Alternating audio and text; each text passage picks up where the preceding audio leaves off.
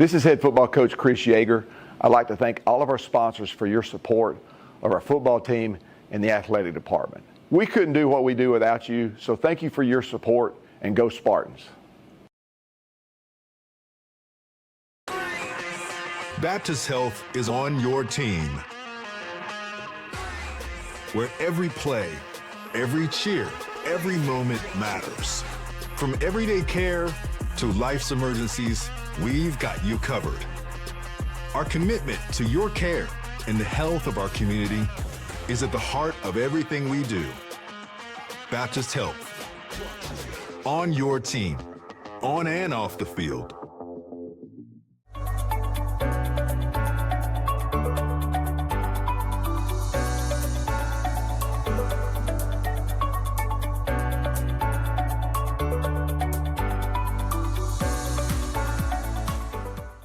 Mountain Brook, we're not just your home team. We're your team for the best value guarantee. Save with a 3-year price lock. And get a free phone on any plan. Need even more ways to save? Get free satellite text messaging for all. Save 40% on top streaming services. Plus, save $15 a month when you bundle mobile and home. Score these great deals at Cellular Sales, your local Verizon authorized retailer. Hey, I'm David Faulkner. As a graduate of Mountain Brook and as a parent of 3 students who graduated from Mountain Brook, I am proud to support Mountain Brook High School athletics. I hope you'll join me in doing the same, and I look forward to seeing you at a game. Go Spartans!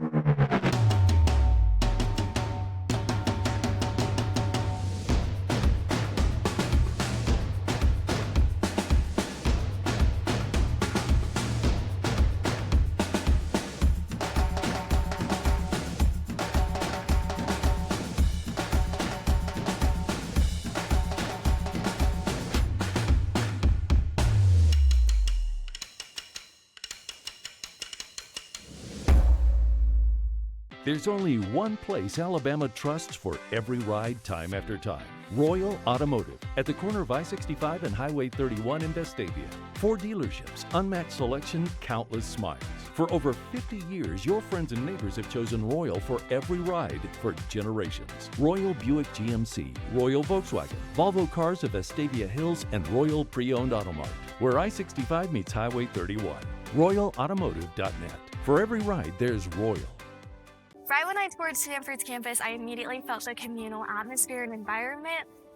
A lot of parents, they're looking for a place where their children can come, they can continue to grow in Christ, they can feel safe, and they can be encouraged and motivated. We promise them that when they come, they're going to be surrounded by people who love them, who help them to find meaning and purpose in their life, and who really help them to flourish and become the men and women that God is calling them to be. Out of every place that I could have gone, this was the place for me.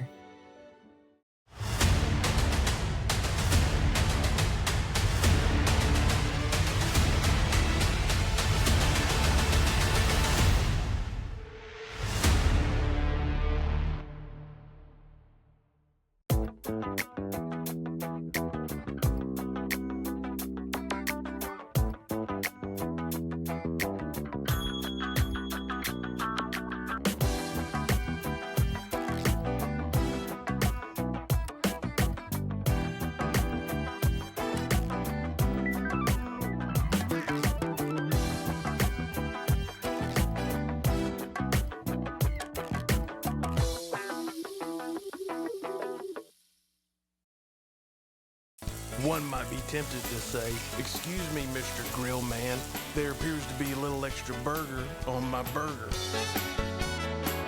You're dang right there is.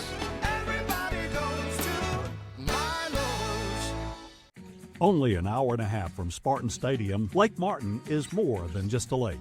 It's a century-old symbol of energy and recreation. At Russell Lands, we've always known its power. Sunrises and sunsets captivate us, and memories are made all summer. Russell Lands celebrates the lake with a community of lakefront neighborhoods, marinas, restaurants, golf, markets, and an adventure center. We're committed to honoring and preserving Lake Martin's beauty and spirit for generations to come.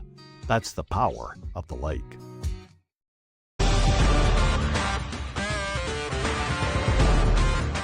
When it comes to your car, trust matters. At Vulcan Tire and Automotive, you'll always get the best price on tires, guaranteed. Our ASE certified mechanics handle everything from oil changes to brakes with honest advice and no commission sales. And we're proud to back Mountain Brook High School athletics because we believe in supporting our community. Vulcan Tire and Automotive, vulcantireandauto.com. There are no shortcuts on the road to success. It's forged by confidence, purpose, and determination.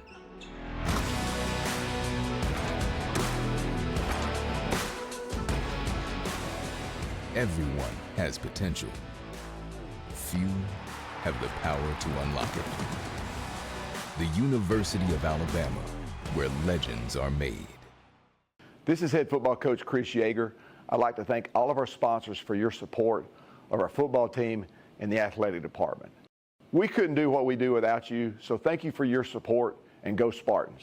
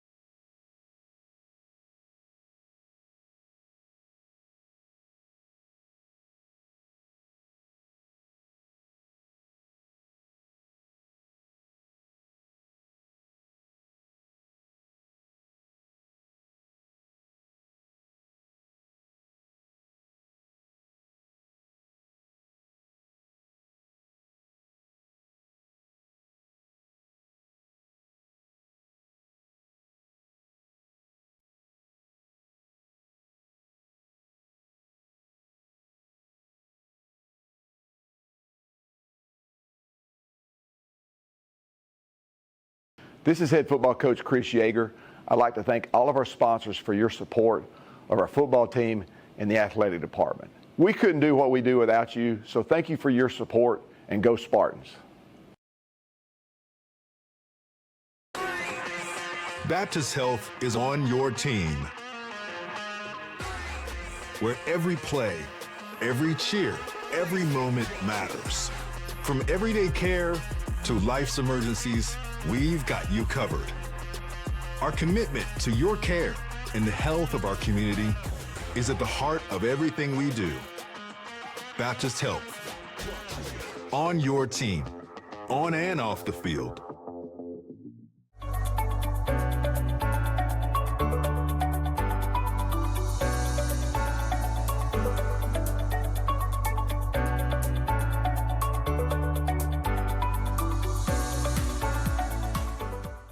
Mountain Brook, we're not just your home team. We're your team for the best value guarantee.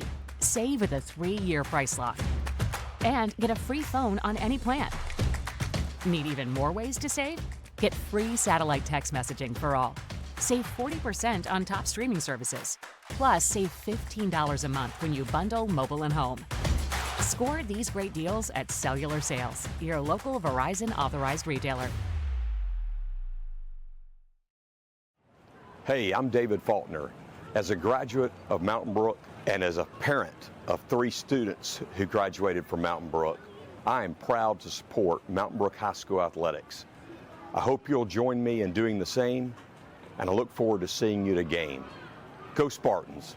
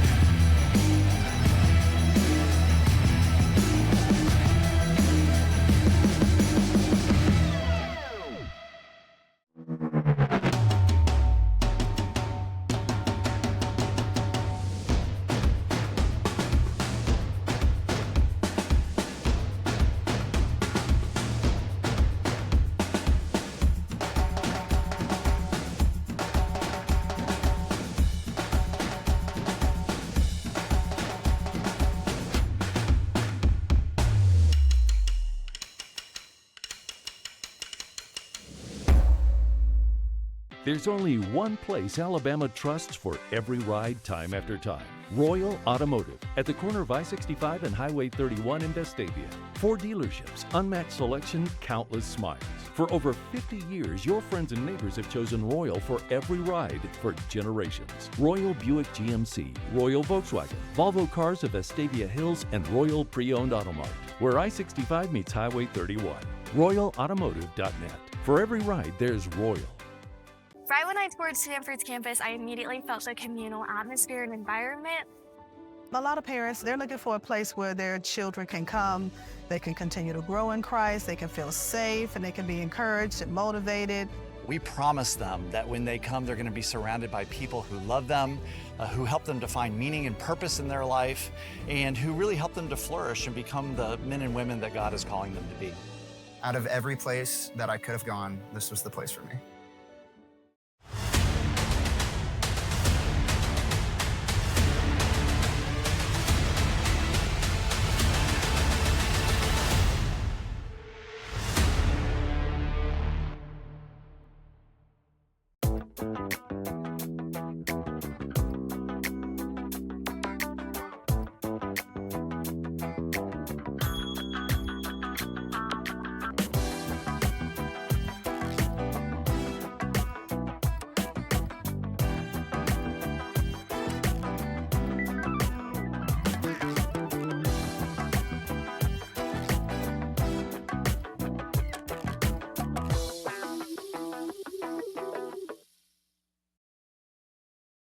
One might be tempted to say, "Excuse me, Mr. Grill Man, there appears to be a little extra burger on my burger." You're dang right there is. Everybody goes to Milo's. Only an hour and a half from Spartan Stadium, Lake Martin is more than just a lake. It's a century-old symbol of energy and recreation. At Russell Lands, we've always known its power. Sunrises and sunsets captivate us, and memories are made all summer. Russell Lands celebrates the lake with a community of lakefront neighborhoods, marinas, restaurants, golf, markets, and an adventure center. We're committed to honoring and preserving Lake Martin's beauty and spirit for generations to come. That's the power of the lake.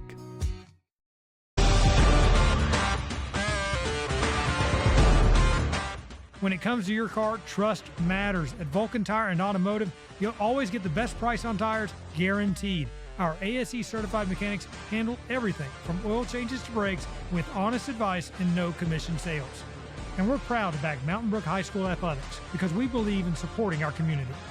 Vulcan Tire and Automotive, vulcantireandauto.com. There are no shortcuts on the road to success.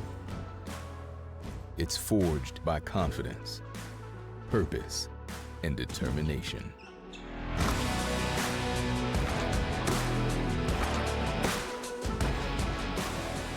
Everyone has potential. Few have the power to unlock it. The University of Alabama, where legends are made. This is head football coach Chris Yeager. I'd like to thank all of our sponsors for your support of our football team and the athletic department. We couldn't do what we do without you, so thank you for your support, and go Spartans.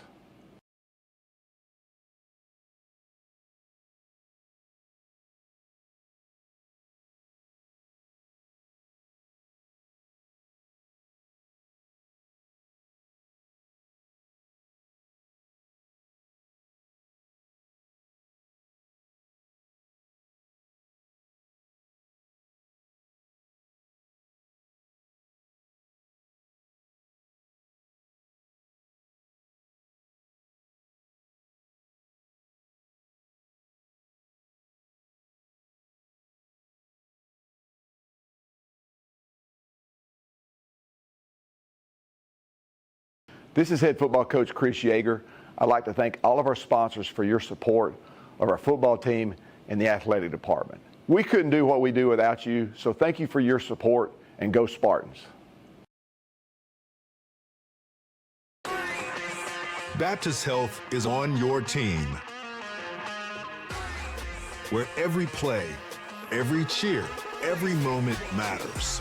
From everyday care to life's emergencies, we've got you covered. Our commitment to your care and the health of our community is at the heart of everything we do. Baptist Health.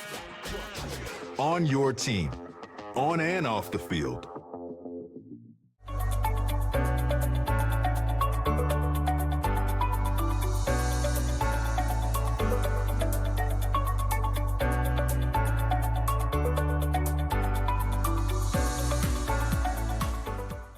Mountain Brook, we're not just your home team. We're your team for the best value guaranteed. Save with a 3-year price lock. And get a free phone on any plan. Need even more ways to save? Get free satellite text messaging for all. Save 40% on top streaming services. Plus, save $15 a month when you bundle mobile and home. Score these great deals at Cellular Sales, your local Verizon authorized retailer.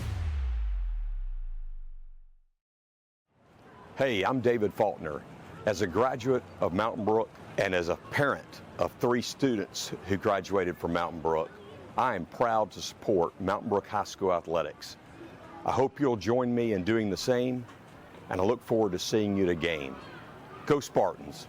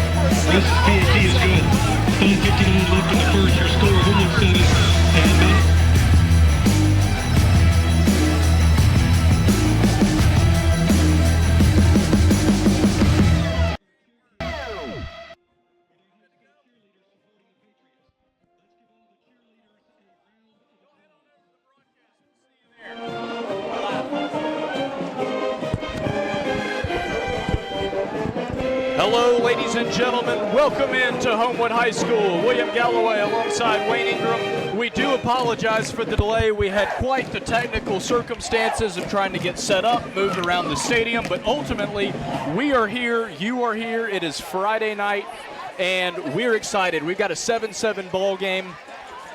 Spartans go 12 plays on their opening drive and score on a Stuart Andrews 9-yard touchdown run. Homewood scored on their first 3 plays. 7-7 ball game, 6 minutes into the contest. Wayne, glad we're here and glad it's time for some football. Well, from a scoring context, you missed very little. Yeah, it's basically a 0-0 ball game at this point, but it's all about style and function, right? So Homewood gets the ball, runs the ball once, really throws kind of a quick out to get most of their yardage, picks up a first down, right? They go ahead and take their shot. Spartan defense not quite ready for the speed of the Homewood Patriot slot receiver position.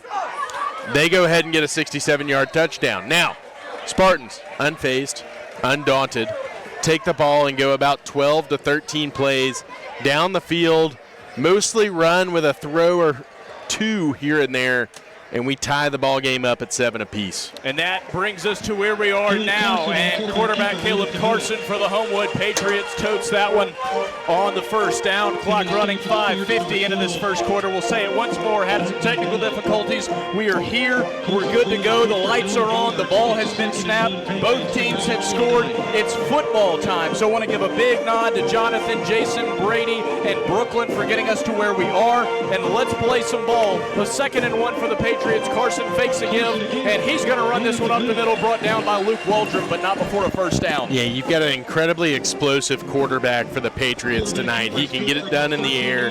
He can get it done on the ground. And it's going to be a challenge for the Spartans secondary defenders, those linebackers, outside linebackers, to try and make sure they're honoring the running capabilities, but also the pass game. Carson on first down. It's a give to one of the 3-headed monsters for the Homewood running back tandem. And the Spartans are there ready to make a stop.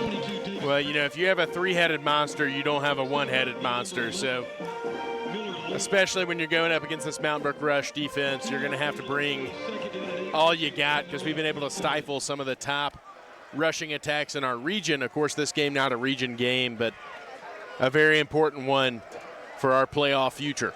2nd and 8 for Homewood now, 4:40 left to go in the first quarter. Carson, plenty of time, steps up, is going to fake a pass and run, cut back towards the middle, cross midfield, and ultimately taken down on a dive. Yeah, went ahead and went down. He's got the first down distance, going to get a fresh set. Spartan defense doing a good job reacting here. We've decided to back up some of our secondary defenders, take away the deep shot. And all that does is put a little bit of extra pressure on our linebacking core. Those outside guys, those inside guys, your Pharaohs, your Stewermans, your Miller Lees, your Miller Crumptons. And here is a pass to the far side, complete, wrapped up, and taken down, I believe. Hayes Wendell in on the tackle. Great to have Hayes back after a couple weeks battling foot injury. The senior is back and ready to go for the Spartans. Welcome back, Hayes Wendell. We're glad to have you.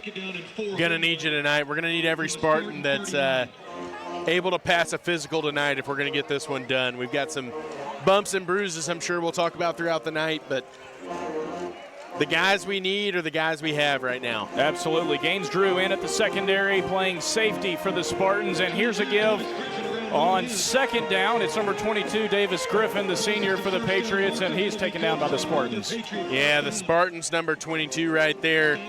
Our own and LG Williams making a great open field tackle right there. We needed it. 22 on 22. Probably prevented the touchdown there, and as Homewood moves closer and closer to Spartan territory, look to see the secondary start to tighten down. 3:09 left to go in the first quarter. Tie ball game. Carson on a keeper. He is wrapped up and taken down by the Spartans after a short gain. Boyd Cooper in on the stop. Yeah, well snuffed out by Boyd there. Bringing up the 2nd and long. Homewood rocking these red uniforms and the blue numbers with a white trim, so we're going to do our best to, as Wayne said, sniff out these numbers. But here's a run, but not before Miller Lee makes a stop on 2nd and long. Yeah, Homewood going fast and Miller Lee ready to answer, and that's going to be their thing. The Spartan defense likes to take their time, likes to get set, likes to move around, and you don't see a ton of hurry-up tempo offenses in Alabama high school football, but that's exactly what Homewood feels like is going to give them a little bit of an edge tonight. But we've got 3rd down here and a chance to get off the field. Caleb Carson with a 2 running back set. This one is going to be a keeper from Carson, and he's met by all of Mountain Brook. Small gain, but it'll be a 4th and short. Big Iron City 3rd down for Mountain Brook right there. Yeah, brought in a couple tight ends, maybe an H-back there, trying to crowd the box, use their size advantage, but only good enough for about 2/3 of the distance. Brings up a 4th and a thinker. And Homewood's going to do some substituting. 4th and 2 is what they're up against with 1:45 left to go in the first quarter. Clock running. Yeah, it would be about a 40-yard field goal. In high school, that's a long way. Spartan defense stacks the box in motion from the Patriots in the backfield. Here's somebody moving again. And the snap, the keep, the run.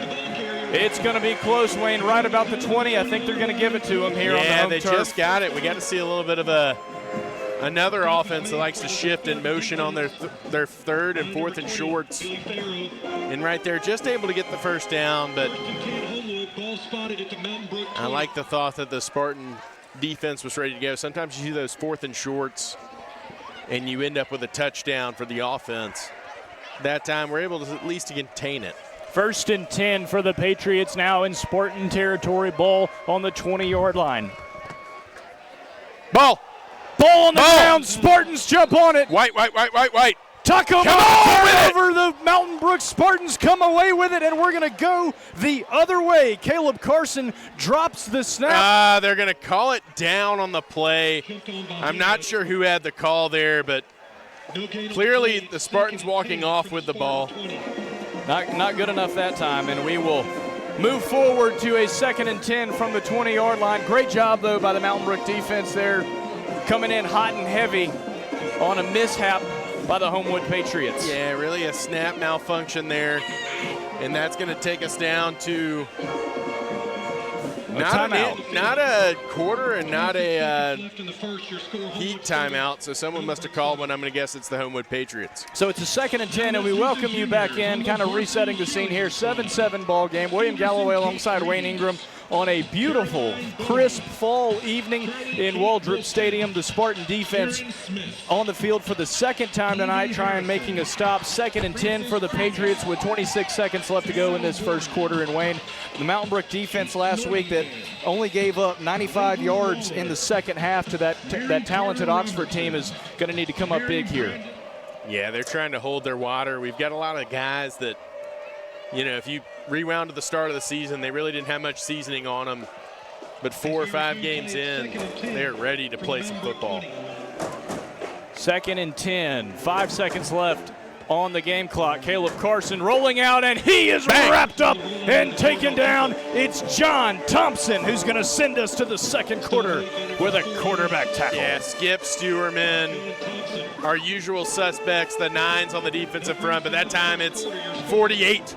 John Thompson coming up with the quarterback sack, making it 3rd and long, and bringing us to the end of a active and technical first quarter. Yeah, we're going to keep it right here. We apologize for our delays. We want to give a big nod to our crew for doing their absolute best to bring us to where we are. We came in at the 6-minute mark, but that is all behind us now because we got a tie ball game going into the second quarter. Mountain Brook and Homewood, a non-region game, and we'll kind of back up and give you a little bit of what we might have previewed in this game. This Homewood team 5-0, Mountain Brook 3-2. Again, this is a non-region game. Homewood 6A, Region 5, Mountain Brook 6A, Region 6, but it really doesn't matter. Region, non-region, when 2 over the mountain rivals get together like this on a Friday night, you're in for a doozy, Wayne.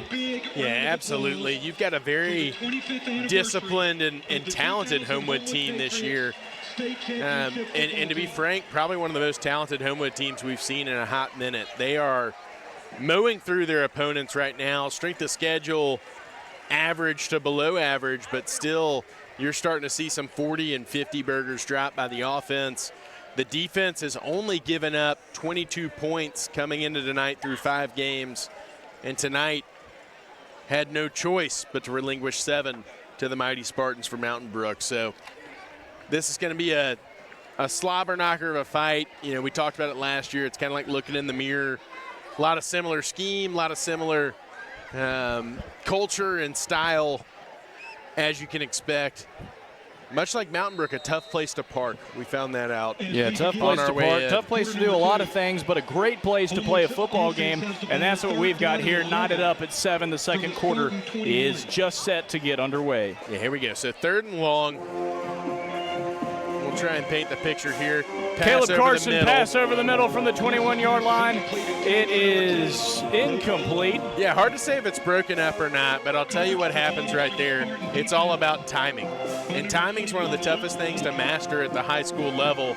That was a quick game throw. They're not going to let the quarterback get pressure again, as we've already gotten the sack on the drive. So the quarterback standing in there has kind of a pre-dialed throw, and it allows Mountain Brook, who's probably not the fastest team in the world, to be right there where we needed to be, influencing the pass play and bringing up the field goal try. 38-yard field goal from Homewood is up and no good. The Spartan defense holds strong for a turnover on downs. 11:56 left to go in the second quarter, and Homewood is going to keep that score tied with a missed 38-yarder. And that is a win with a capital W. This is an explosive Homewood offense and a dialed-in Homewood offense. They're used to driving the field for touchdowns.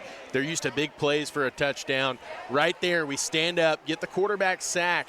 Really crucial there by John Thompson and the rest of the Spartan defensive front. And we're able to get the football back here after what seemed like, after 3 plays, could have become a track meet.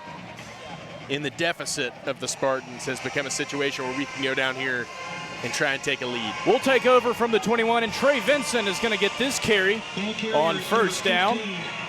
He's going to muscle his way forward. He'll get about 4 and bring up a second and manageable. Yeah, it would be remiss not to mention that the Spartans are going once again to running back by committee.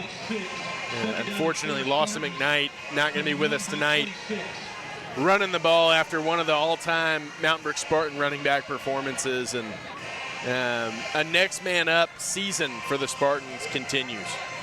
Lawson McKnight goes out for not just tonight and next week, but the rest of the season. But like you said, running back by committee, and Lawson is here tonight. He's been working hard, already started his rehab, and we're looking forward to seeing his leadership from the sideline. We talked with Coach Yeager about Lawson in our pregame show. You can go check that out after this game on YouTube, on Mountain Brook Athletics YouTube. The Spartans on second down face now a 3rd and 4.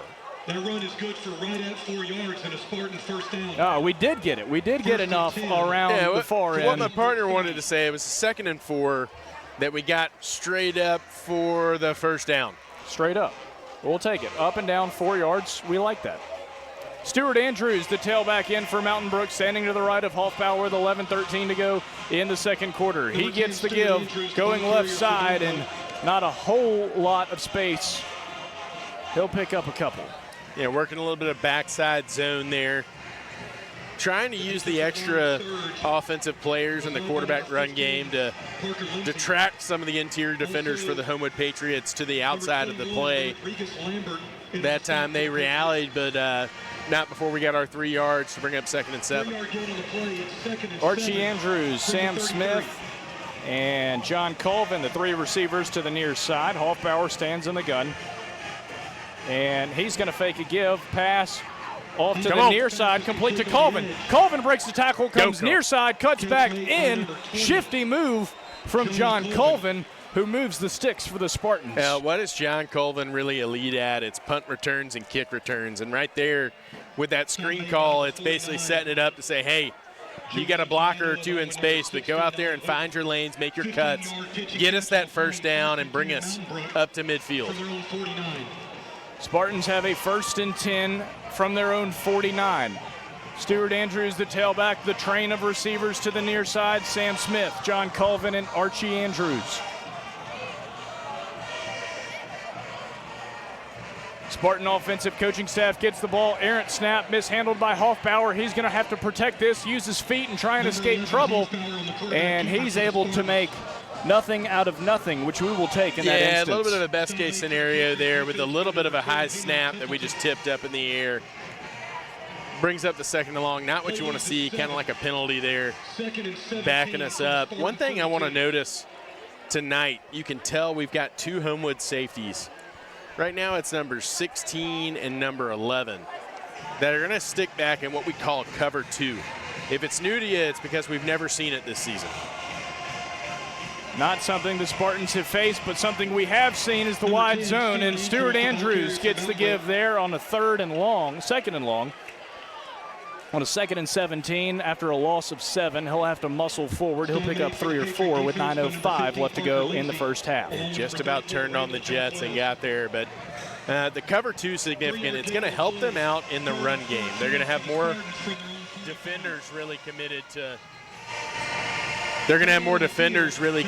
the inside of the field as opposed to only having 1 safety in the middle. But I'll tell you what we've seen a lot tonight this season is 0 coverage, where you have no safety. So I actually think this is an advantage for the Spartans running the football and something that we are going to have to capitalize on if we want to have success tonight on the offensive side. We obviously talked about the run game. Lawson McKnight posting a historical game for the Spartans last week, and not a whole lot of pass-heavy offense. Obviously, we know Mountain Brook is not a pass-heavy program, but obviously going to try and give against this cover 2 some type of different look than maybe we saw last week against the Oxford Yellow Jackets. Yeah, it's going to be a little bit more of the same, other than the fact if you have 2 safeties, you're a little bit better about playing the perimeter. And really with that wide zone concept, that's what we're wanting. But if you think back to last week, Lawson started most of his deep runs up the middle of the formation and just maybe made a slight bounce to one hash or the other. So that's got to be what Brad Easley and Chris Yeager are licking their chops on right now and hoping to find as we continue through this contest. 3rd and 14 for Mountain Brook from the 45. Hoffbauer surveys, rolls out of the pocket, throws far side, intended for Trey Vincent, just beyond the reach of the senior. It'll be a 4th and 14. It looks like we'll see the punt team possibly for Mountain Brook. Yeah, had his man, and it was a little bit high. We're going to send in Patrick Cry, and we can talk about it because we're on the home team broadcast. No one tell your Homewood friends in the next 10 seconds plus the delay. But looks like we're trying to do a little quick punt. And maybe actually just going to let the clock wind down a little bit because we weren't totally remembering that it was such a long 4th and long. Play clock will reset, and Hoffbauer stands in the gun on a 4th and 14. Andrews to his right side. Stewart might try and quick punt this. We'll see. We've got Rocco in formation, and the Spartans are going to go QP. Yeah, we got a fresh play clock, so we got time to get our punt unit out there. William Russ into the game for the Spartans. Patrick Cry sends this one to Russ, who sends this one into the West Homewood sky. And a great bounce. Going to be right inside the 20, down by Mountain Brook, and Homewood will have a lengthy field to work with 8:37 left in the second quarter. Again, we'll keep it right here as we address things. 7-7 ball game, 8:37 left to go in this second quarter. Mountain Brook defense on the field once again. Gaines Drew in for the injured Lawson McKnight, Mac Mandel at safety. You see LG Williams to the near side. Tonight's captain, Miller Crumpton on defense. Lawson was also a captain pregame, and he is here working up the sidelines as well. The Spartan defensive front, you got Mayor Teague, you've got John Thompson, Boyd Cooper, Billy Farrow, and Homewood goes to work from their own 19-yard line. Carson, pass to the near side. It's complete, wrapped up and taken down by LG Williams. Pass is complete to Tamon Felton, who had their lone 67-yard touchdown catch in the first quarter. Yeah, LG there has to contain the boundary because he's got no help that way, but able to fold back in and make the tackle there to avoid a longer gain. That time Homewood saying, hey, this interior is pretty tough. Let's try and whip it to the outside and get some yards with our talented playmakers out there. Tamon Felton picks up 9. It's a 2nd and 1 for the Patriots. Here's a give on 2nd down. Wrapped up and taken down by the Spartans, not before Homewood moves the chains. Yeah, kneecapped there by Miller Crumpton and John Thompson, amongst others. Still enough for the first down, but a minimal gain. 3-yard gain on the play. Crumpton last week had a tremendous game. Thompson had 1 tackle for loss. Miller, of course, had those 2 interceptions, a near 3rd interception. I believe 6 or 7 tackles on the night, and now Davis Griffin stands to the left of Caleb Carson, the tailback for Homewood. Carson takes the snap, surveys, looking long downfield. LG Williams in coverage just beyond the hands of LG. That'll bring up a 3rd and 10. Well, one of those, let's go ahead and get rid of this one because Boyd Cooper was working an inside spin move and about to make the ceiling play right there. So wise by the Homewood gunslinger Caleb Carson to go ahead and chuck it on out there. We had the cover 2 on lock. Top of the field covered.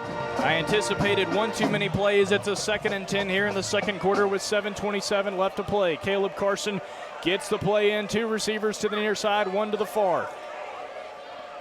And man motions in front of Carson, going top of the screen. Carson throws across the middle, complete catch made on his knees. It'll be close, and it'll be enough. Yeah, that was one of those for a 9-yard gain. Face mask snapping bullets right there. If you play Xbox, he held down the button. And right at the sticks, we got a 3rd and short. Ball spotted at their own 41. Homewood tight end unit working this evening. Number 82, J.T. Watts, and number 80, Hayes DeCoudris. J.T., the son of former Alabama quarterback Tyler Watts. And Carson on a keeper on a 3rd and 1. He will get the line to gain. And first down for the Patriots. Yeah, something I wouldn't have called there, but I might file away for some future plays is Homewood offense a little bit speedy off the ball there, a little bit of a late snap. Wonder if that might create a false start later in the game. First and 10 now for the Patriots from their own 44, 6:30 left to go in this second quarter. Give to the near side. Wow. And wrapped up and taken down tailback on that one is number 2, Cam Foster. Yeah, I tell you what, great tackle in space there by Gainstrew, making Canamusser proud, rocking the 2-4. A good tackle in the flat by a DB, preventing the running back from getting deeper into the second level. 2nd and 6 from the 48 at the 6-minute mark here in the second quarter. Carson fakes a give, pressured by Boyd Cooper. Carson lobs this one up, and Hayes Wendell in on the coverage. Great job in the secondary from Hayes. Yeah, one of those where Hayes was the deeper man at that point, and so when he was slowing down to adjust the ball and the receiver ran into him, that's absolutely a no call. Well spotted by the back judge and others. Mason Baines enters the lineup for Mountain Brook. And Mountain Brook's just doing a great job of making him snap it. We might have adjusted a little bit, become softer in the middle to account for the deep shot, but we are making them snap it. They've had the bad snap, we had the sack, and now we've got 3rd and medium. 3rd and 6 for Homewood, 5:51 left to go in the second quarter. Ball on the 48. 2 receivers to the top of the screen. Carson looks, throws, another across the middle. Did he bring it in? Incomplete. Yeah, it didn't look like the it. referee signals, and that'll be an Iron City 3rd down stop for the Spartans. Yeah, I might not been able to see the ball there, but I saw the body language. The Spartans were all over it. Throwing late over the middle is never good. That was a quick game pass. When I say quick game, it means, hey, we don't feel really good about the offensive line protecting us for long, so we better throw it quick and play our game while we have the chance. Ball delivered a little bit late over the middle. We were able to get a hand in there and bring in the punting unit for the Patriots. So Patriots will punt from their own 48 with 5:45 left to play. This one from their own 35 goes deep, and John Colvin will fair catch right around the 20-yard line for the Spartans, and Mountain Brook will work left to right with 5:38 left to go in the first half. Yeah, actually going to be backed up inside the 10-yard line there, playing our angles. 10, 20, 30, it's all relative. And just something you think about, not necessarily a straight drop back passing offense the Spartans are, so it really doesn't matter how deep close to the end zone we are. We're probably going to run the rock. Let's take our trips to the bottom of the screen here. That's what we do best. 359 yards last week, and this one through the air, complete to the Spartans sideline. It'll be a short pickup for Mountain Brook. Yeah, about a 5-yard gain there. Play gain about 2 yards. 2nd and 8. 2nd down and 8 for the Spartans from their own 10.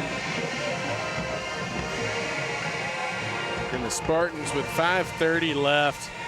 Clock is stopped for whatever reason. It really shouldn't be stopped. You know what? I'm not going to speak out of turn on my clock rules because I haven't studied them. Maybe under 6 we stop it out of bounds.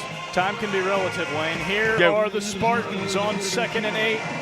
And very little pickup. It'll bring up a 3rd and medium. Yeah, Spartans kind of settling in. We're not necessarily just giving the ball or keeping it with the quarterback tonight. We've been able to use the receivers and try and show Homewood that we're willing to stretch the ball outside. Dr. James Andrews in the building here tonight to watch his grandson Archie, who is one of our receivers. He'll stand to the near side on this 3rd and 5. Spartans with 4:50 left to play in the second quarter. Hoffbauer throws, got a man, complete, and not enough for the first down. Yeah, we had 3rd and 5. We're not quite walking out to the 20. So it's going to bring up about a 4th and 3. Led by number 15, Parker Lindsay. And we're going to let William Russ take it from there. We know what Russ is capable of, and we will extend to him our courtesy and have him hopefully flip the field for us. Clock running, 4:30 left to go in this second quarter. Yeah. Spartans have it on our own 15. A flip would be hopeful right here. Right now we're just hoping to kind of get them back to where they finished their last drive. End over end punt, and this one will be taken inside the 50 Pressure from the Spartans and a return going far sideline. Great return for the Patriots. They'll have prime field position as their offense takes the field with 4:13 left to go in the second quarter. Yeah, when you're putting the ball low and long is not your friend. You want long and high, or you want low and short. Got a little bit of a tweener there, so Homewood going to take over with favorable field position, which they've earned by churning the ball on the last drive. And it's going to come up to the Spartan defense to stifle the Patriot power once again. Shout out Cole Kublick. Will Ellis, Billy Farrow, Hayes Wendell, Billy, and going to bring the pressure here, and keeper from Carson on a 1st and 10 from the 29. That one will pick up a few.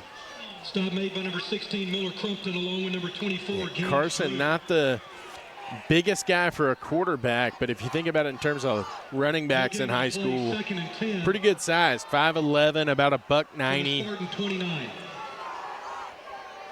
And really the touch passes have been the standout this year. He's been able to take advantage through the air, but he's also racked up quite a few rushing yards in his senior campaign. Miller Crumpton on the tackle right there, and that will bring up a 2nd and 10 after no gain. Pass to the far side out on the Homewood sideline. Yeah, we brought the heat there. Pretty good realization by the Spartans that they're wanting to get the ball out quick, Homewood is. And so if you want to get pressure, it's not so much having skill on the defensive line. It's bringing more people than they can block or bringing people that they weren't planning on blocking if you want to get pressure on the quick game. 5-yard pickup for the Patriots with 3:30 left to go in the first half. And no rush from them to get a play in. They will take a timeout. And we've got ourselves a 7-7 ball game with 3:30 left to go in the second quarter. William Galloway alongside Wayne Ingram, our production crew, who are the saints of the evening. Jonathan Barbie, Jason Anderson, Brady Moscato, and Brooklyn Anderson doing a great job giving you the sights and sounds now that we're all set up and ready to go. We appreciate all of our viewers for your patience and all of you for checking us out and taking in Mountain Brook football on this Friday night. Again, a non-region game with the Patriots here tonight. Wayne, 2 great communities, a great high school football game. Nothing of particular note other than the 2 scores tonight. No turnovers. We had a near turnover right in front of us just a few minutes ago, but long drives, long possessions for the Spartans, and Homewood trying to punch one in here before the half. Yeah, for a hot second there with 2 touchdowns in the first 3 minutes, maybe 4 or 5 minutes. We thought it might become a track meet, but 3rd and 5 from the 24 for the Patriots, and a give wrapped up and taken down by Mountain Brook. Mac Mandel comes in for the stop. The gain is down to about the 19-yard line and is good for a Patriot first down. There we go, 5-yard pickup there. Waiting to see the call. We're going to be at the 19-yard line, so a fresh set. 39, Will Ellis. 1st and 10, Homewood from the 19. Are providing a little bit of extra commentary for us. If I were going to instruct you on how to watch this, obviously a different angle than we're used to watching football on, take a look at our 9s. Look at 19 on the bottom of the screen. Carson to give over the middle, goes in, and he is in for a touchdown, a 9-yard strike. Short signal, and then a retract signal. 2 different. That 8 will bring up a goal for the we're going to be 1. Homewood going to go. No in high school, and Philip Carson keeper for the score, and Homewood regains the lead 13-7. 32 left in the second. Right there. Going to go for 2 for 1. So they had drives, both with meaningful gain, the turnover there, but pinning us back in our own territory. The wasn't quite able to get 1 or 2 first downs to really buy the breathing room that the Spartan defense needs to be effective. The point after up and good, a 14-7 ball game. Patriots with the lead. 14 and number 7.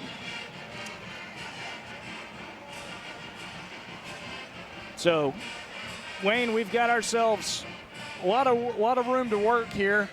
But let's zoom out here and look at pace of play. We talked about kind of some long drives. That was obviously Homewood's longest drive. Spartans are known for, double-digit plays on offense. Do you see us in any way trying to speed up? Obviously, we got to go 2-minute here, but throughout the second half, looking at our body of work, are we going to try and stay to what's true? Nah. Yeah, William, if you're Mountain Brook here, you say, hey, who gets the ball second half? It's us. So we have an opportunity here to put up points late. But really what you're thinking is, hey, if we go in with a 7-point deficit, we get that football hopefully on our 20 or better coming out in the second half with a fresh game plan and second half adjustments, and we're going to be ready to rock from there. This Vulcan Tire and Auto kickoff is fielded by Colvin, and inside the 20 is where the Spartans will take over with 2:28 left to go in the half. Yeah, I believe that was actually 22. Trying to remember who that is on special teams. I don't think it's Sam Smith. Might be LG Williams. But either way, Spartans taking over on offense. 2 minutes, 28 seconds. 2 timeouts left to our name. So does Homewood. And, we sure would love Homewood to call those. Give to Stewart on first down from the 16-yard line, and he's going to bulldoze his way forward, and the clock will run. Just going to shout out Bennett Jordan for blocking downfield there. Thought he was about to draw an unsportsmanlike conduct on the other team because they were a little bit upset that he pancaked him. Great job, Bennett. I'll tell you what, Wayne, the tight ends were huge last week. Bennett Jordan and Wallace Hunter with the blocking, playing fullback, kind of alternating their position as tight end. Here, a flag comes flying after a complete pass to Trey Vincent on the far sideline. Yeah, with 154. Wonder if somebody was covered up that shouldn't have been, and we're going to get a receiver downfield. That flag came out as soon as the pass went downfield, so that's usually what it is. But as anyone who's watched more than one Spartan broadcast knows, I've been wrong before. And they're walking the football back. Shocking stuff. So now if you're Mountain Brook, that is a back it up, second down still. About 10 yards to go. The mark-off will make it second down and 9. Ball spotted at the So second and 9 for Mountain Brook from the 16-yard line. 147, 146. Clock running. And obviously work to be done here for Mountain Brook, and Homewood hadn't used those timeouts. Here's a give to the far side, and Stewart is going to churn his feet. It'll be about a 6-yard pickup and bring up a 4th and medium. Yeah, William, I've been very pleased with the way we've run the football. After that very first drive, the touchdown drive, we settled in. We're able to move the ball. We just can't have bad snaps or penalties come in and kill some of these drives.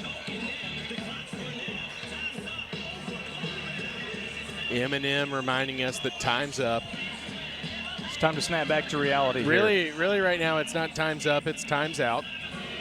And that time it's by the Patriots. They're wanting to preserve a little bit of clock, and why wouldn't you when you got a kind of one shot, one kill type thing with a speedy wide receiver that can get loose and a quarterback that can put it on the money. Obviously, we saw Oxford take a similar strategy last week, and we won't talk about how that went for us. Just in case the announcers Hinks is there for us. It's a soft J, right? Which, yeah, we've heard is be probable. It's possible, but it's not all that much of a guarantee. Mountain Brook working with a 3rd and 4. Our working off the video board yardage. We are officially at the 22-yard line with 1:18 left to go in the first half. Offensive linemen for the Spartans: Shanvogel, Tab, Gray, Avery, and Jimenez. Going to try and pave the way here, but Mountain Brook needing 5 on this 3rd down. Hoffbauer rolling to the near side, keeps his eyes up, looks for Sam Smith, and ruled incomplete with 1:10 left to go. The incomplete pass going to stop the clock. At least the scoreboard didn't quite charge the timeout to either team. So I believe it was Homewood, and they only have one left when we punt it away Number 49, Joey Luciano. to the Patriots. Back deep in punt return formation for the Patriots is number 4, Reed Goldstein. William Russ looking for one a little bit higher ascent angle and steeper descent angle here. Patrick Cry, the long snapper, going to send this one to William, who stands near the goal line. And Homewood deep man is number 4. He'll stand at his own 45. Russ with a high punt towards the Homewood sideline. Fair catch, but no catch is made. LG Williams will down it right around midfield. At the 43-yard line by number 22. All right, backing them up behind the logo is always good. So they're going to have a Bucko 1. 2 timeouts remaining. Wayne, we go back to last year, Mountain Brook versus Homewood. Homewood at Mountain Brook, a 27-22 contest. Obviously, new year, different players, similar schemes, same coaches, and that was a game that was not ever one-sided, and obviously certainly not something we're going to see tonight, but we remember that contest, and that was, you know, one of the better games of the season last year. This one shaping up to be great as well. 55 seconds clock running as Felton catches that one in bounds. Well, disciplined teams have a distinct advantage in high school football on defense. And that's kind of what you're seeing in this first half. 2 very talented offenses, but defense being able to answer the tone more times than not so far. 46, 45, 44. Carson from the gun on the far hash. Pressure from the Spartans. He's going to throw that one out of bounds. Unless it got to the line of scrimmage. Hayes Wendell and Boyd Cooper on the pressure for the Spartans. Excuse me, John Thompson and Boyd Cooper. I'm going to have a little bit longer conversation, and they did. It's almost like I've seen this game before. There's a yellow hanky down and a loss of downs. Penalty marker on the play is illegal forward pass against the offense. Illegal forward pass, otherwise known as intentional grounding. Intentional grounding, what Synonymous. happens when you miss curfew a few too many times and dad catches you? You know anything about that? Never. Not once. I never missed curfew until I came home from college and didn't realize it was still in effect. Tried to pull the Mike Gundy. I'm a man. I'm 18. Yeah, something like that. That's the better Mike Gundy to pull in that situation. All right, Spartan defense here. Second and forever. 37 seconds in this first half, 3rd and 24. A green mile, if you will, for this Homewood offense. Carson looking, plenty of time. Complete across the middle, and Homewood will get out on a reception to the tight end. I believe DeCoudris on the catch there. Yeah, so now we're going to have a 3rd and about 10. That time Spartans opting not to bring more than 3 or 4. Unable to get some good pressure there. More of a contain rush, keep everything in the huddle. And that's where the game plan really comes into effect. What are we trying to do with it? 28 seconds to go in this second quarter. 2 receivers to the near side for the Patriots, 1 to the far. Believe we're bringing a few this time. Looking like pressure, smelling like pressure. And here comes the Spartan defense. Quick pass from Carson off to the far side. Mac Mandel quickly pushes him out of bounds with 23 seconds to go. Yeah, how far can you scamper in 2 seconds? And it's about 7 yards, which is pretty impressive anatomically. A 4th and short. Be a 4th and 3 for the Patriots. They could do it one more time with quick game and get the first down here. Just what they had there, but with 4th down, you don't want to give the ball away. 23 seconds to go, and Carson similarly looks to the far side and complete out of bounds. Enough for a first. Yeah, that's one of the first things you do when you're thinking about into-game situations or into-half situations is how many yards can we run our curl, get the ball out quick, only burn 3 or 4 seconds. And for Homewood, it's about a 5 to 7 yard pass. Pretty effective. 17 seconds now, a 1st and 10 from the Mountain Brook 35. Carson stands with a man to his left. Spartan defense ready to make some noise. Quick throw from Carson. Near side, LG Williams is there right on cue and right in step. Now 9-8-7 8 seconds. Yeah, Homewood kind of making the classic mistake I make all the time in rec league football is you have 2 timeouts, you're under a minute to go, and I guess now you've got one more if you want to run a play anywhere, but you run so many of those sideline plays, you want to call the timeout when you've actually taken a shot down the middle and gotten some bang for your buck. That time they did, but with 8 and now maybe 10 seconds that we're going to add on the clock, yeah, I guess they've got the one more if they want to take a stab up the middle, get down, call it, and run out the field goal unit. Patriots with 1 timeout remaining, ball on the 26. It's a 2nd and 1. And you know, from this distance, they can take a shot to the end zone and incomplete pass, the clock stops, which you have a timeout anyways. The question is just, are you better off taking a shot to the end zone, or are you better off feeding the ball to one of your talented receiving options that can hit it into 2nd, 3rd, 4th gear really quickly and get you there the other way? Obviously, you keep eyes on Tamon Felton, the senior wide receiver. And he stands as the far receiver to the top of your screen. Carson with tailback Davis Griffin to his right. 10 seconds officially. And Carson flies this one out of bounds. And that ought to be intentional grounding as well, because he was in the pocket. Almost immediately lifts that one and they're sends not it to the stands. talking about it even. That's kind of Brings up a 3rd down. That's really a little bit questionable, but I understand, like, into half and he threw it so quickly. A 43. That you're not necessarily thinking about it. You know, you think intentional grounding when you're scrambling. You're not thinking about it when it's a quick throw like that. But there was no receiver in the area.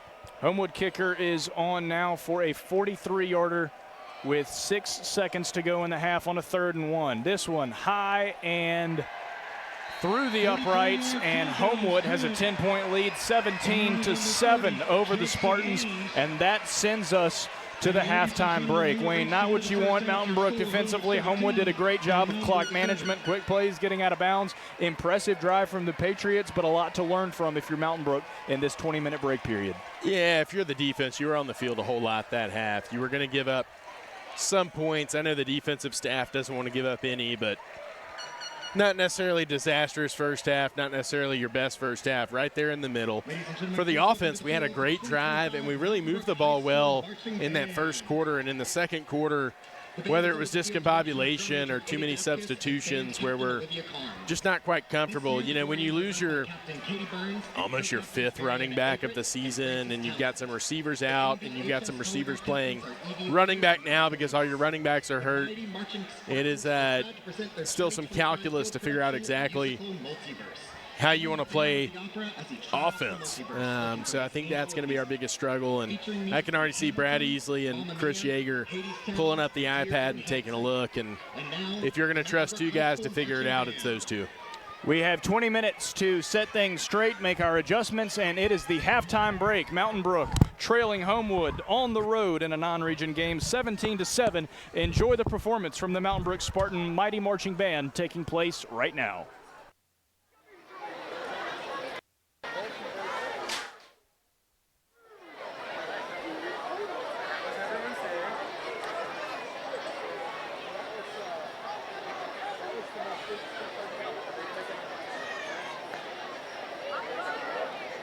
Drum major Eddie Baptist, is the band ready?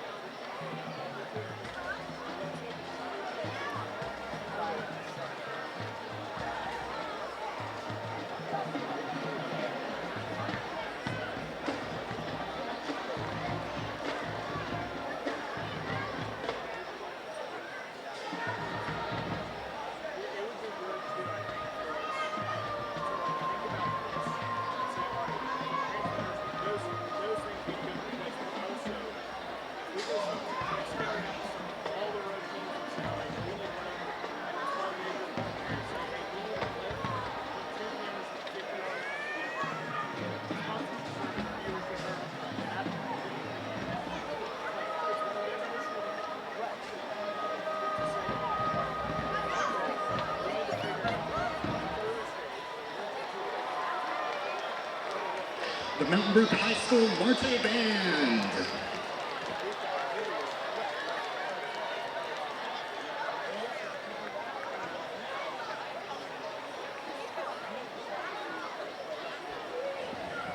Ladies and gentlemen, your attention please. We have a car that needs to be moved immediately or it will be towed in the Ryder parking lot. White Lexus GX 460, license plate AOC 2C8X. Again, white Lexus GX 460, license plate AOC 2C8X. Please move your car immediately.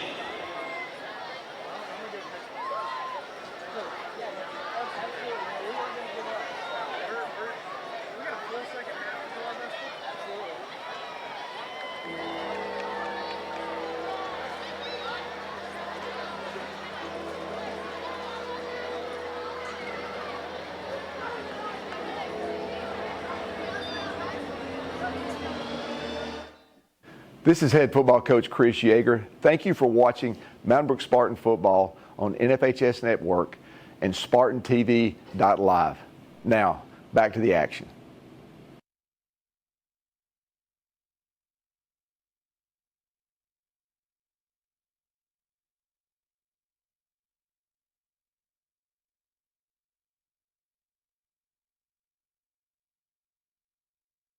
This is head football coach Chris Yeager. I'd like to thank all of our sponsors for your support of our football team and the athletic department. We couldn't do what we do without you, so thank you for your support and go Spartans. This is head football coach Chris Yeager. I'd like to thank all of our sponsors for your support of our football team and the athletic department. We couldn't do what we do without you, so thank you for your support and go Spartans. Baptist Health is on your team. Where every play, every cheer, every moment matters. From everyday care to life's emergencies, we've got you covered. Our commitment to your care and the health of our community is at the heart of everything we do. Baptist Health. On your team, on and off the field.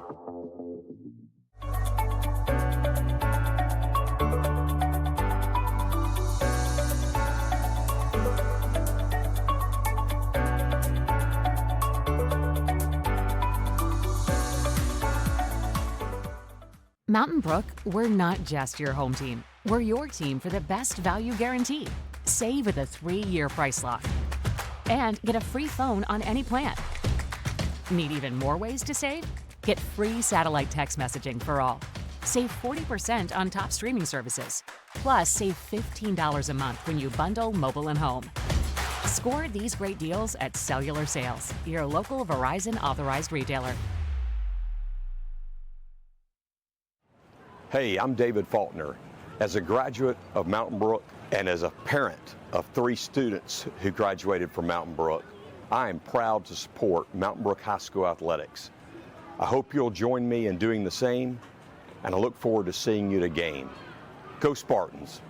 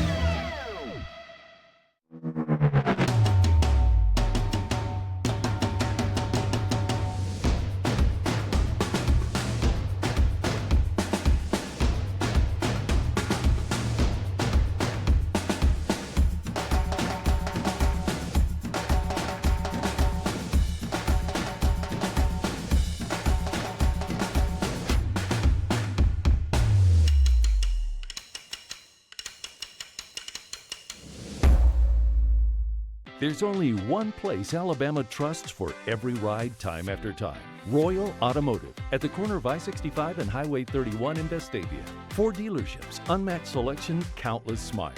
For over 50 years, your friends and neighbors have chosen Royal for every ride for generations. Royal Buick GMC, Royal Volkswagen, Volvo Cars of Vestavia Hills, and Royal Pre-Owned Automart, where I-65 meets Highway 31. RoyalAutomotive.net. For every ride, there's Royal. Right when I toured Stanford's campus, I immediately felt a communal atmosphere and environment. A lot of parents, they're looking for a place where their children can come, they can continue to grow in Christ, they can feel safe, and they can be encouraged and motivated. We promise them that when they come, they're going to be surrounded by people who love them, who help them to find meaning and purpose in their life, and who really help them to flourish and become the men and women that God is calling them to be. Out of every place that I could have gone, this was the place for me.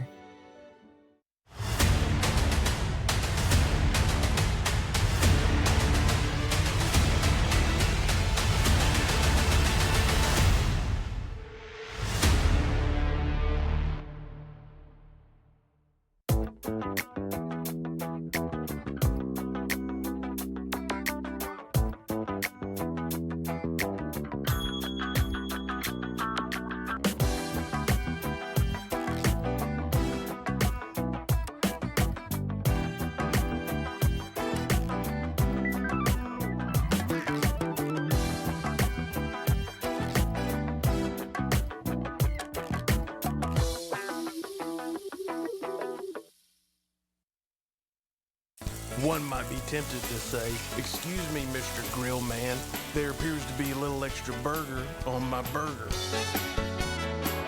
You're dang right there is. Only an hour and a half from Spartan Stadium, Lake Martin is more than just a lake. It's a century-old symbol of energy and recreation. At Russell Lands, we've always known its power. Sunrises and sunsets captivate us, and memories are made all summer. Russell Lands celebrates the lake with a community of lakefront neighborhoods, marinas, restaurants, golf, markets, and an adventure center. We're committed to honoring and preserving Lake Martin's beauty and spirit for generations to come. That's the power of the lake.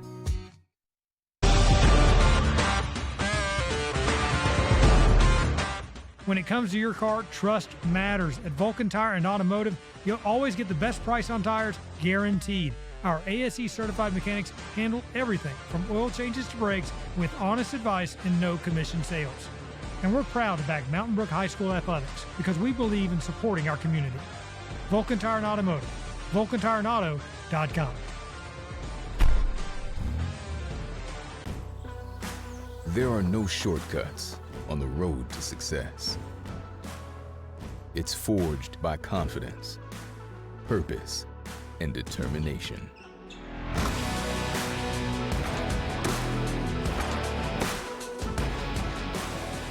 Everyone has potential. Few have the power to unlock it. The University of Alabama, where legends are made. This is head football coach Chris Yeager. I'd like to thank all of our sponsors for your support of our football team and the athletic department. We couldn't do what we do without you, so thank you for your support, and go Spartans.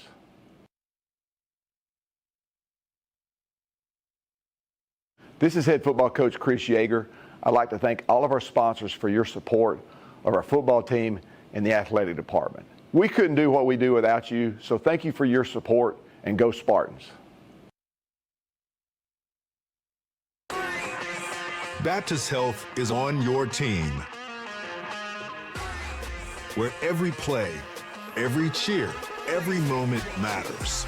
From everyday care to life's emergencies, we've got you covered. Our commitment to your care and the health of our community is at the heart of everything we do. Baptist Health. On your team, on and off the field.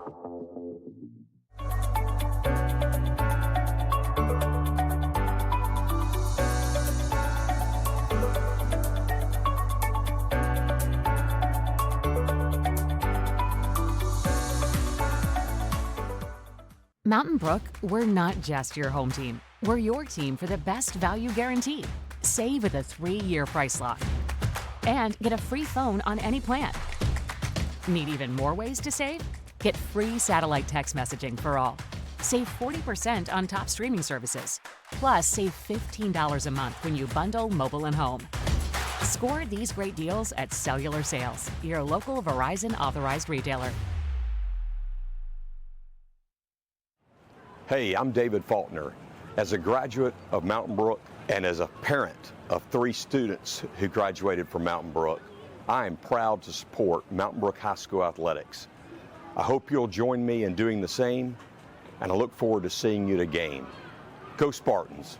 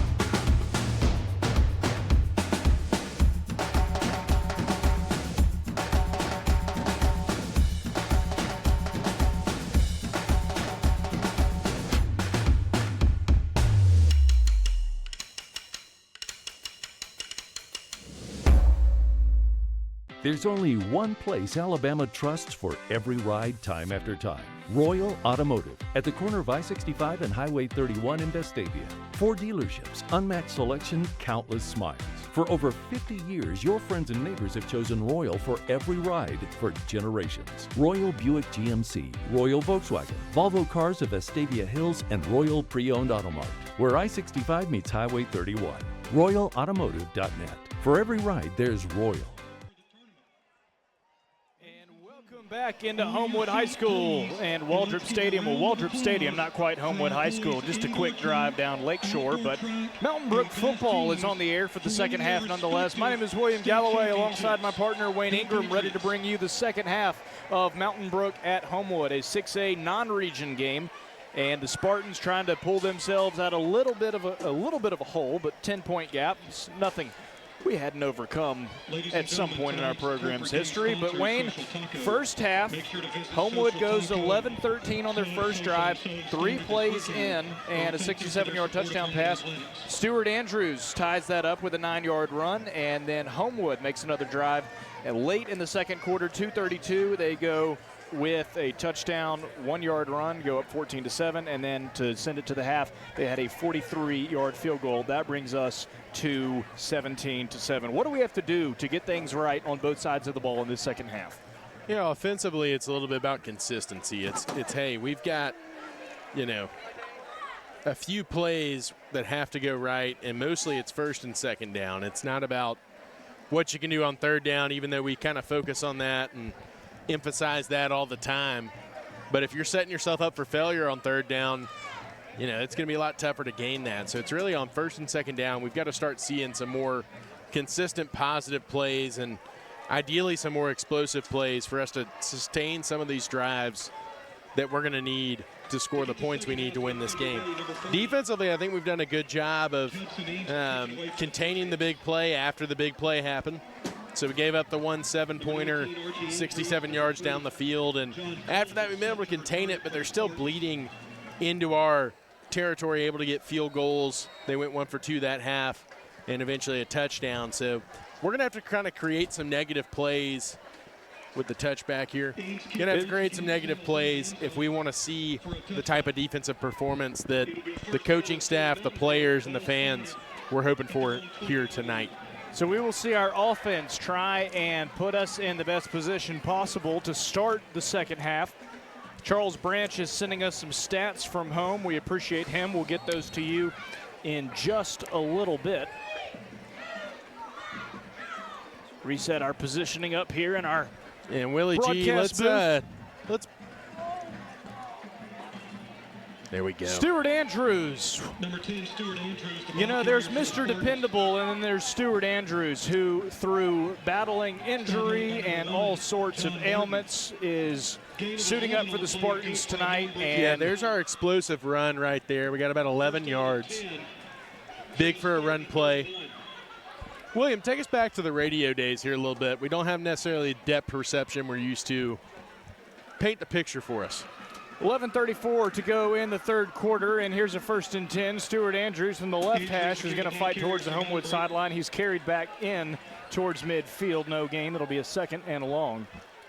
And good job fighting, bumbling, stumbling, getting your yards. 2nd and about 7 coming up. Stewart's 9-yard touchdown run earlier was his 5th of the season. Obviously, we hadn't seen him in a little while. Good to call his name once again tonight. He's got 5 touchdowns on the season. Hoffbauer going to keep this one, cut back inside, make a move, and dive forward for a big pickup. It looks like it'll be enough to move the chains, and the Spartans pick up a first. And that time Stewart becomes the lead blocker right there for Hoffbauer.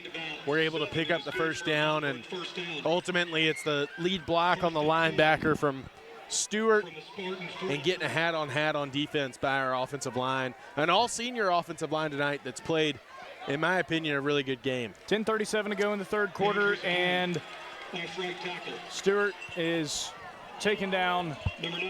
Small gain for the Spartans. Yeah, small gain, another 3-yarder though. If you get 3 yards every time, you're going to get your first downs. You might have to go for it once or twice. Train of receivers to the near side: Archie Andrews, John Colvin, and Sam Smith. Yeah, I noticed in the first half we like to whip the ball out there a few times. This time committed to the run. 10:02 in the third quarter, and Hoff is going to give it off to Stewart, and he is going to plunge forward with the aid of many a Spartan. Nearly enough for the line to gain. 3rd and short. Yeah, right up next to each other. Just a couple of inches, if not a foot or two. They're thinking about that hallowed measurement that you and Jack Royer always used to try and sell on the radio. We absolutely loved our time trying to sell measurements, but I don't know if we'll get one here. It'll be a Spartan stampede on a 3rd and inches. We'll call it 9:23 in the third quarter. Hoff is going to give it to Stewart, and Stewart is going to move the chains for the Spartans. It didn't need much right there. A little bit kind of an early cut. And the toughest thing has to be from a Spartan offensive standpoint is we did so well with kind of the downhill one cut back mantra that Lawson brought us. Stewart, a shiftier back, had to watch that and say, hey, that must be the flavor of the year. And so the challenge is on him to kind of adapt his style to fit this team. Rocco Tabb, Pearson Avery, Henry Jimenez, and Rob Schanvogel helping to pave the way for the Spartans there, and Stewart is going to follow their lead once again on this first down give and continue his drive into Patriot territory. Another chunk of yardage here, and you know, we're really just trying to dare Homewood's defense to break their rule. You know, you look at them, they love their 2 high safeties, they love their stacked linebackers, they love their defensive tackles lining up in a 4-eye. That means head up the tackle. And we are begging them to change that up a little bit to give us that advantage, because we know that's going to put them in an uncomfortable situation. 2nd and 7 from the 43. Hoffbauer dancing and rolling out of the pocket. He's going to look downfield, intended for Archie Andrews, who is wrapped up around the back, not able to bring that pass in. So we got a flag from the back judge here, and he saw something all the way from across the way. I wonder if he saw a swipe at the quarterback's face mask. We also have another flag at the line of scrimmage. They're going to have a conversation here, but an interesting call on 2nd and long. with the incomplete pass. 8:07 to go in this third quarter. We'll get a call momentarily.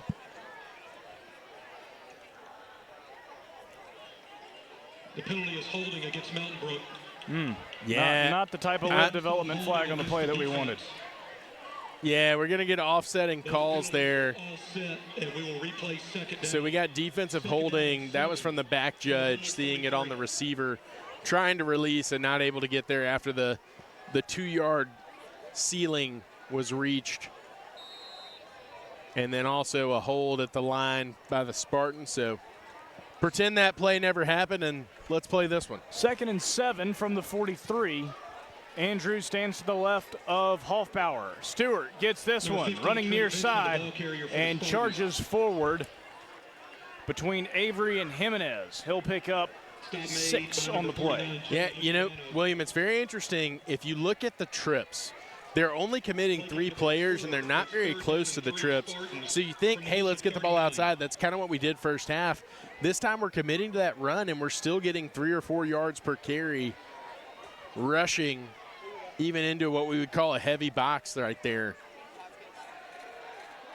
Interesting to see how we've adapted for the second half. A 3rd and 3 from the 39. It's Stewart. It's Trey Vincent, excuse me. And he has plenty for the first down. And Mountain Brook continues its march in Patriot territory. Yeah, Trey Vincent getting his hands on the ball as a runner. Getting some instruction from Coach Yeager after that one. And, you know, a lot of times if Coach Yeager's going to come up and tell you something as a ball carrier, he's got something really specific to say. Rarely does he come at you and say, like a lot of people on the rec league fields will say, oh, hit the hole harder or run faster or whatever. Sure. He's going to have something very specific there. 1st and 10 from the 33, 7:21 to go in the third quarter. Trey Vincent gets that give, and he'll pick up 2.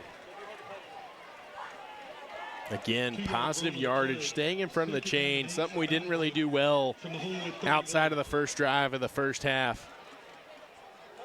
Wayne, do you think at all you line up that train of receivers? This time they go to the top of the screen, and with Homewood not losing all respect for that, but with Mountain Brook committing to the run, you might pull out a quick screen or some type of pass package. Here we go. Hoffbauer looking. He's got a man complete. Across the middle, it's John Colvin. The junior picks up a first. William, you're picking up on your football knowledge. That's why we do it. You know, it's, hey, if we can run the ball when we're in a clear passing advantage, eventually they're going to start cheating the run, and that's going to open up the passing game for us and make it a little bit easier to make those throws. Just remember, some of these easy throws you see out there, we're still in high school football. That's not an easy throw by any stretch under the lights. 6:24, 6:23, clock running, 1st and 10. We're in the Royal Automotive red zone in the 20. Here's a give on first down, and stuffed by the Patriots. Nowhere to go for Stewart.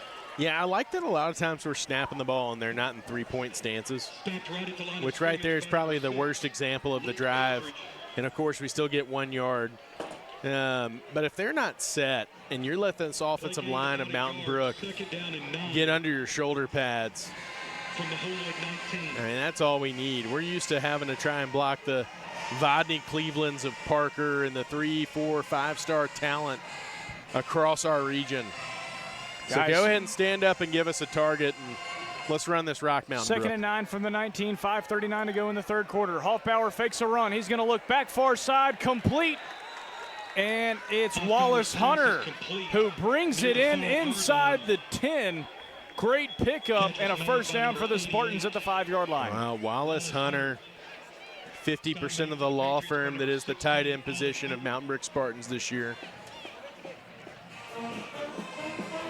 Really, really good catch. In contest right there. He had a defender glued to him, but uses the frame to make some room and make the grab First for the and first goal down. from the 6 with 5:15 to go in the third. It's Stewart, and he's met in the backfield for a loss. It'll be 2nd and goal from the 8. Yeah, that's called a run blitz right there. So you've got a situation where Homewood knows we're trying to run the football. They feel pretty good with man-to-man on the pass game, and they bring an extra rusher just to overload one of the gaps and create the negative play. A feast or famine call by the Patriots. Ball officially spotted at the 7, so 4:46 to go in the third. Hoff, and he's going to give it to Stewart once more, who powers forward inside the 5. He'll pick up 3 to bring up a 3rd and goal from the 4. Everybody easy up right there. We got enough bangs and bruises this time. And Stewart is down on the field. Adam Martin, Coach Jordan, and our medical team coming to take a look at Stewart. And with that, we're going to check. We're working with our elements tonight. It'll be 4:27 to go in the 3rd quarter. And we appreciate everybody checking us out tonight, making Mountain Brook football a part of their Friday night. Yeah, this is one of those chewing clock, steady drives. I really like the Mountain Brook offense in rhythm right here. And we're going to probably need this one and at least 2 more drives like it. Going to be a little bit more difficult if we lose Stewart here. And, you know, if you've ever had a high ankle sprain, and honestly, if you're listening to this, the odds are way more likely than not you've never had a high ankle sprain. It's basically like breaking your leg down the middle. Like, it's not like snapping your leg in half. It's breaking your leg down the middle, where every step is just agony. It's your leg splitting apart. It's the connective tissue between your fib.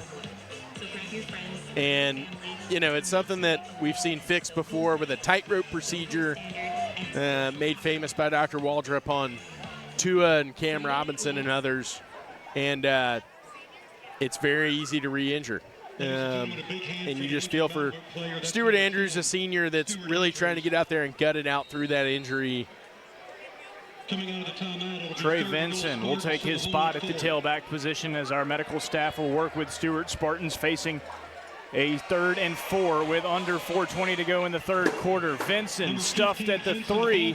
It'll be 4th and goal from the 3. And if you're Mountain Brook, I think in a road non-region contest, it looks like we're going to take our points. And yeah, you make this a 7-point contest. This time William Russ trotting out there for the try.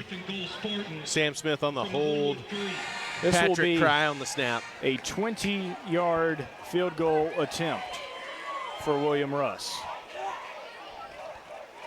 And with 3:43 to go in the 3rd quarter, William Russ splits the uprights, and the Spartans are within a score. It's 17-10, 3:34 to go in this 3rd quarter. Yeah, later in that football game, you're going to think about 4th down right there, and maybe if we gotten it to 1 or 2 yard line where we felt better about a run, but with your starting running back out and your 2nd, 3rd, 4th, 5th, and maybe 6th string running back also out, it's time to take the 3 points and live to fight another day. Wayne, I don't know how. I know college eligibility. I could go back to college now and play until 2040 as a position player. High school, I think my eligibility is up, but we get late in the season, you and I might have to strap it up for the Spartans.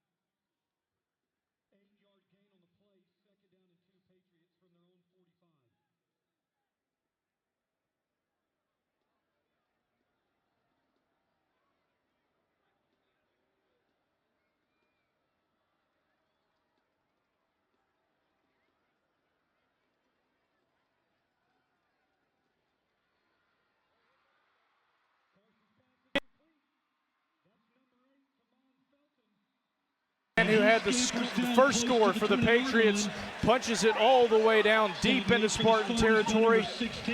And Patriots are driving with 2:21 to go in the third. Minor consolation. Miller Crumpton gets an absolute shot in here at the end. Might have looked a little bit better from this side than it did from the overhead shot, but ball in the 20 now for the Patriots. Gonna have to lock in go here in the third quarter. If you're the Spartan defense. Spartan defense trying to send a message and prove a point that they can be a second half standing strong team. Caleb Carson going to keep this one, go over right end, fight his way forward. Wow, he keeps that one and picks up even more than we anticipated inside the 10, maybe inside the 5. Yeah, I mean, remember, this is a Homewood offense that has never been held to less than 29 points in a game. They're used to scoring 40 and 50.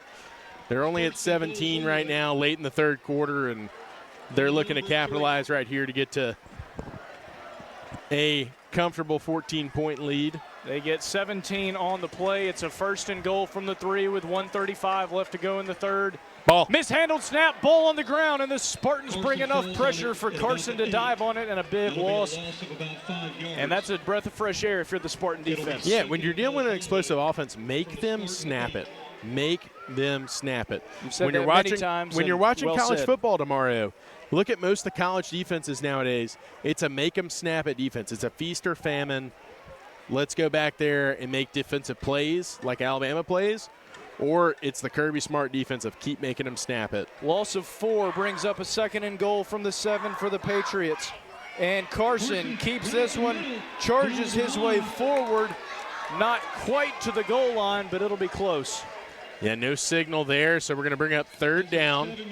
Injured player, Spartan down on the turf. It's Boyd Cooper, but he hops up under his own power. Mason Baines checks into the lineup for Mountain Brook. Yeah, the officials doing one of their kind of thought there was an injury and then realized there wasn't. So they're going to call us back out here. Hey, guys, hustle up. 3rd and 1. So this is one of those ball game winning plays. It didn't have to go our way, but if it does, it can make a huge impact. Seconds to go in the on third the outcome quarter. of this one. Caleb Carson, the quarterback, stands in the gun, man to his left, ball on the 1-yard line. Motion for the Patriots. And we have got a New Day Car Wash Live Development flag on the play. That will back up the Patriots to the 6-yard line. And Mountain Brook again takes a deep breath, but not too deep. 36, 35, 34 substitutions from the Patriots. Yeah, they're going to have to at least snap it one more time this quarter. And really, if you're Homewood watching the Spartan drive last time and how long it took, you know the importance of getting 7 right here. Homewood will take a timeout, and Wayne, that could be instrumental as we've got a one-score game. 15 seconds to go in the third quarter. Well, obviously, we're going to stay right here, crucial moment in time. But I'll tell you what, if you're Mountain Brook, you're kind of – I talked about catching your breath, but really, you said this is not the game-deciding play, but the game could turn on its axis right here one way or another. Yeah, I mean, you still have plenty of chances, but right now the Spartan offense did what they needed to do. They went down and got points on the opening drive in the second half. And now we have a chance to stop Homewood, hold them to at least 3. And, you know, admittedly, down here at the goal line, they're just as likely to go for it on 4th down. And what you tell your defense is, hey, 2 plays. 2 plays. Not 1 play, 2 plays. We need you right here. You call your best, you know, pick your poison between aggressive and conservative, but if I know Shane Stearns, he's going to at least threaten that we're going aggressive. Will Ellis, Boyd Cooper, Billy Farrow, Miller Crumpton, Luke Waldrop. Boyd comes back out for this one. Miller Lee, Gaines Drew, Mac Mandel, yeah, we just Mason brought an extra big body in, which is, of course, relative for Mountain Brook. So we're probably going to go a little bit more, you know, big body conservative play here. They're going to run 3 out to the field. So 15 seconds to go in the third quarter. 3rd and goal from the 6. Carson looks to throw, going near side, knocked away by L.G. Williams on an Iron City 3rd down stop. Way to go, L.G. Yeah, the senior L.G. Williams just having a day right now. This is his time. We lose Lawson McKnight, and gosh, we've had so much going on we haven't been able to talk about it enough because that is a massive impact to this football team, particularly on defense in the secondary. Lawson was our leading tackler going into this game. He's been doing everything for the Spartans, and we've been having to ask our defensive backs to step up, and L.G. Williams was ready to answer the bell tonight. Let's see if we can hold him to 3 or perhaps less. 22-yard field goal is up from the Patriots. No good! No good! Spartan defense holds strong with 6 seconds left to go in the third quarter. 1-score ball game, 17-10, and the offense is going to take back over. He missed it. No! We'll take that. We'll empty the clip on all of our no-good calls right there. That is massive for the Mountain Brook football Spartans right there. 6 seconds left in the third quarter. We're going to take over. Backed up a smidge, but really just at our own 20, same as a touchback. And we have a chance to go on one of our patented long, measured marches for the Spartans. And the band, the Dorians, the color guard, the cheerleaders, shaking the stands, shaking our cameras, bringing the excitement as our offense trots back onto the field. 6 seconds left to go in this third quarter. And Hoff looks to the near side, and the pass is completed. Lot of goods, lots of greats to end that third quarter. Mountain Brook trailing 17-10 on the road. We will take a quick commercial break and be right back with 12 more minutes of exciting Mountain Brook football.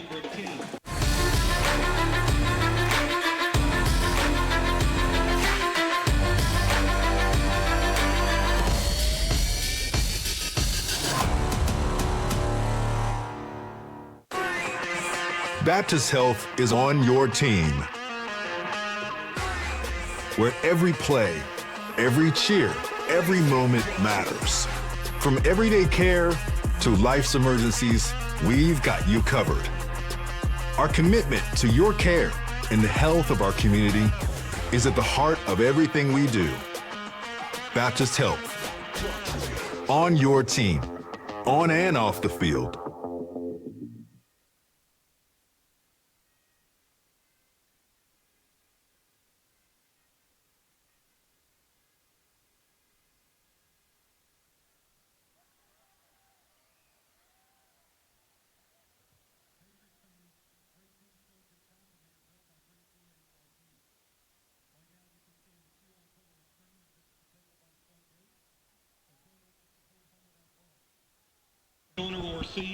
It's time for the fourth quarter. Welcome back in, William Galloway alongside Wayne Ingram. Thank you for making us a part of your Friday night. Wayne, always great to sit or stand or take in and deliver football to all the Spartan faithful across the country. Well, it's football playing time for the Spartan offense. It's a 16-plus play drive our last time out, and we would love to do the same thing here. Only difference is we need 7 puntos on the scoreboard after this one. And maybe one more. We've got 12 minutes to do it, and Hoffbauer is going to complete to Sam Smith to the near side, who breaks nearly a tackle, sprints forward, and has a first down. Yeah, and you know, the term used to describe this offense by the coaching staff even is it's the triple option. Think of it that way. We're trying to get the ball inside, but if we can't, we'll take it outside, and we can't, we'll take it way outside. That was the way outside, the pitch to the fullback or to the tailback. Who is Trey Vinson, and Caden Hoffbauer fakes a give to Trey, goes over right in, follows Jimenez, and big pickup for Mountain Brook. Yeah, a little bit of a slide there at the end. You know, go out there and find the most crowned field you've ever seen, able to repel all the water in the world, and it won't be as crowned as the field here at Waldrop Stadium, I promise you. I've played on it. It is uneven. It is unparalleled. And maybe unparalleled. It is a 2nd and 3 now for Mountain Brook, and Hoffbauer is going to keep this one again. His eyes are up, and he gets a block from Sam Smith, rolling around far side. and he'll pick up more than 3, which is what we needed for the first down, right around midfield. If we can just settle into this rhythm, the big plays could come, and the big plays typically will come. But right now, we are churning. We are getting 3, 2, 4, 5, 6, 7 yards per gain. And if we keep doing that every pop, that is all we need. Trey Vincent, the tailback for Mountain Brook, and Hoffbauer fakes it to him, throws complete to John Colvin, who's going to dance and dive forward for a first down pickup into Patriot territory. And not quite the first, but just 8 gonna or bring up 9 that on the second and pickup. 4. Remember, we don't do 10-yard. This is not the double-digit No. offense Can't we're move too rocking right quickly. now. This is chestnut checkers, William Galloway. And 10 minutes to go in the third quarter, so obviously time being somewhat of a factor, but Mountain Brook trying to be conservative with that as well. 3 receivers to the far side. Trey Vincent stands to the left of Hoffbauer, who takes the snap out of the gun. 9:48 third quarter. Go. Hoffbauer, keeper, left side, crosses the line to gain, and the Spartans move the chains once more. Wayne, we're not going to break HIPAA violations, but we will tell you Trey Vincent is in for Stuart Andrews, who is on the sideline, and we can see he will likely not return for the game. That's just taken from the naked eye. Yeah, I asked one of our coaches this week who would win in a foot race fully healthy, Stuart Andrews, Lawson McKnight, or Caden Hoffbauer, and he said it would be a really dead heat. And Hoffbauer fakes a give again and throws far side to Sam Smith, and the senior spurs forward for 6 Well, yards. we might not be able to make that pitch, Coach, but we can make that throw to the outside, and it's just as good.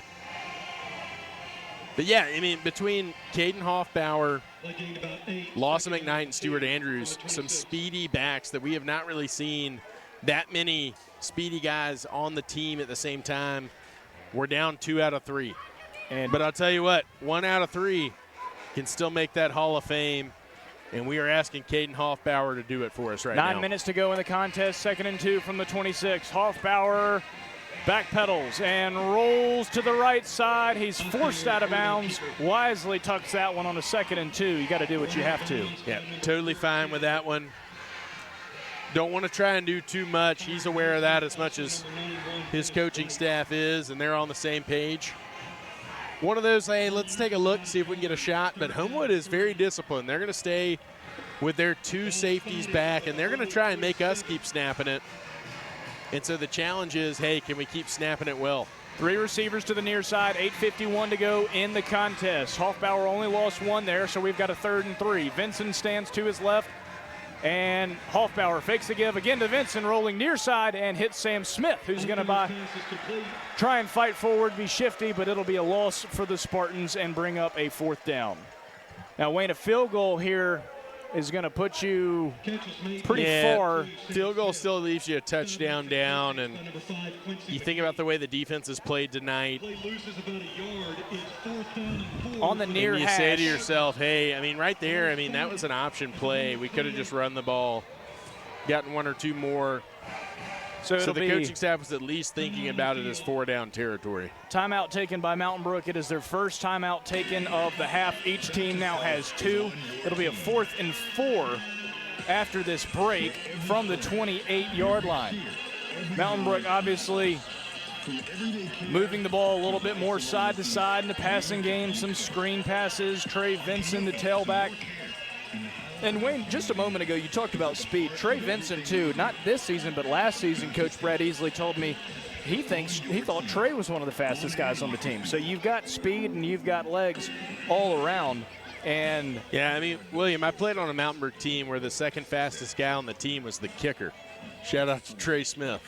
And, you know, this team just has options. And it's what it needs right now. I mean, we are fighting for our lives in our region. We're still in play for a 1 seed. We're still in play for a 2 seed.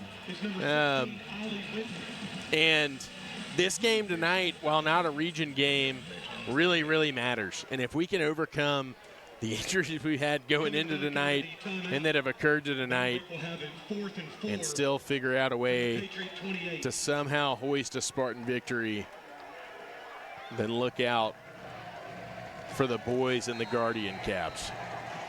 Offensive line sets. Rocco over the ball. Hoffbauer in the gun, 8:13 to go in the game. Caden now looking and throws far side, got a man complete, and you know who, it's Sam Smith. Well, he didn't just look him down, he verified right there. And because Hoffbauer is such a threat to run the ball, he was able to hold that secondary back and into the field and deliver the ball, a strike to the outside. 13-yard pickup on the 4th and 4. That's a huge pickup, and that's confidence in your players, and especially confidence in Caden Hoffbauer. Spartans move into the Royal Automotive red zone with 8:04 to go. 1st and 10 from the 15, down a score in a non-region bout with the Patriots from just down Lakeshore Drive. Hoffbauer from the gun, pump fakes, looking, using his feet, trying to escape the pressure.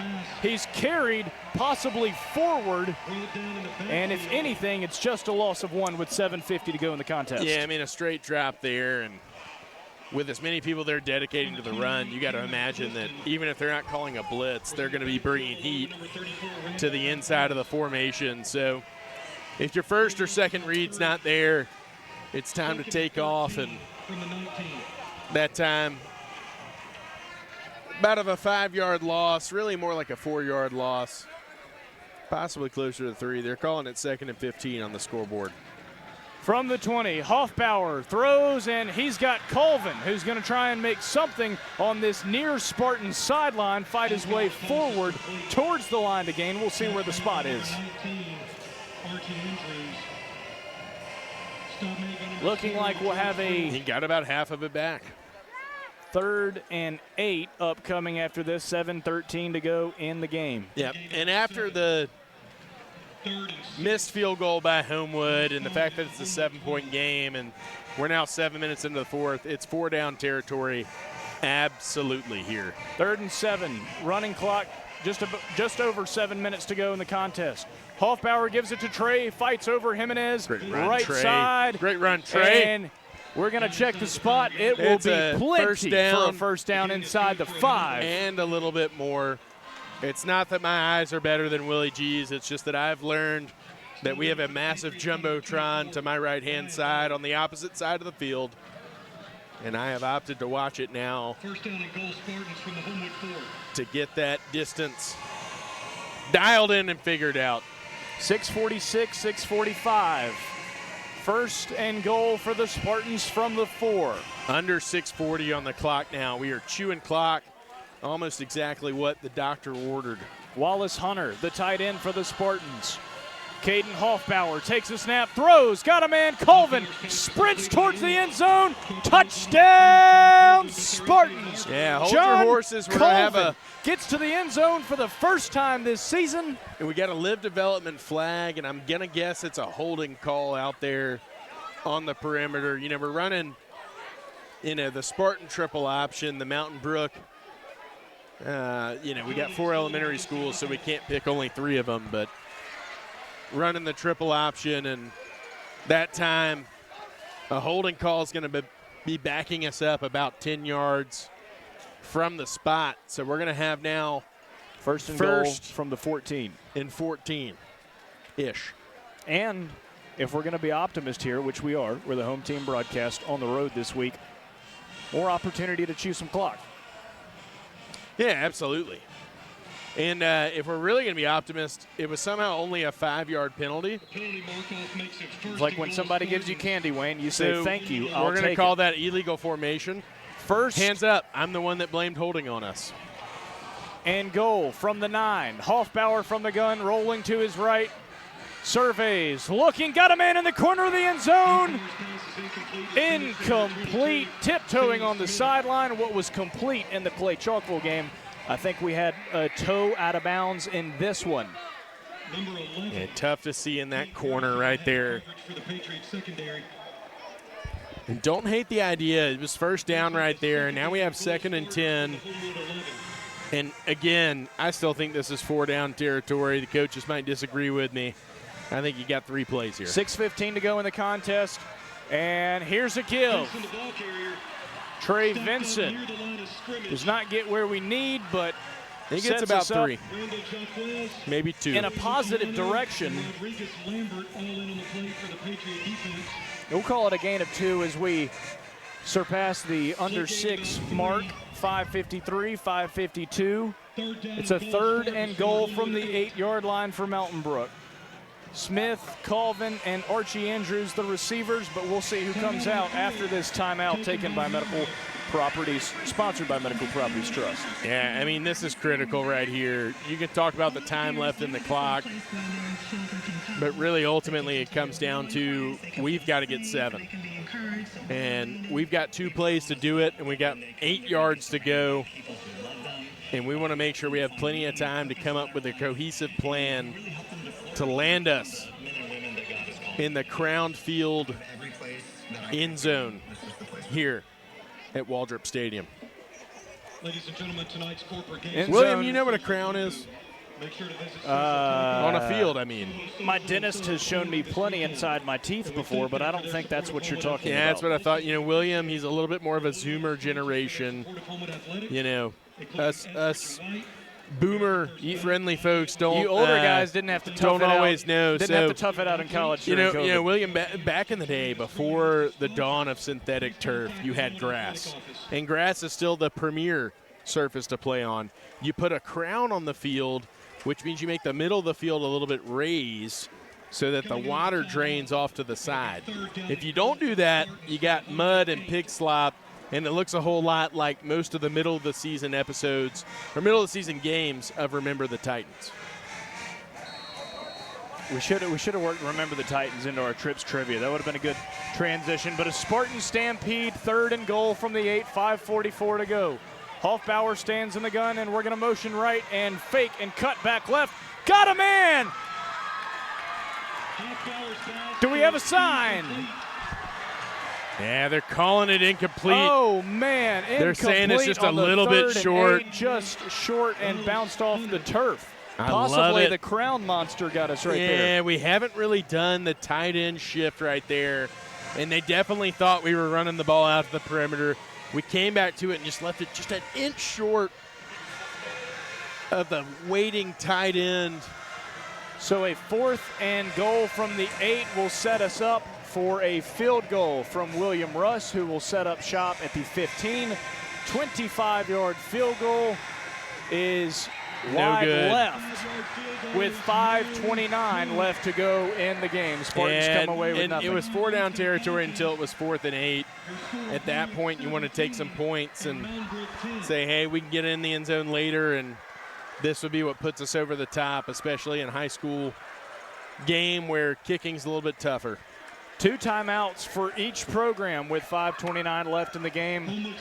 Bummer for the Spartans, but valiant effort nonetheless, and we'll see if our defense can charge through the kitchen and reach for the salsa and the queso and give us what we all desire. 1st and 10 for the Patriots from their own 20-yard line. Caleb Carson, the quarterback, flag comes flying. And there's that false start I called earlier. Center a little bit eager. It happens on big plays and at the beginning of drives.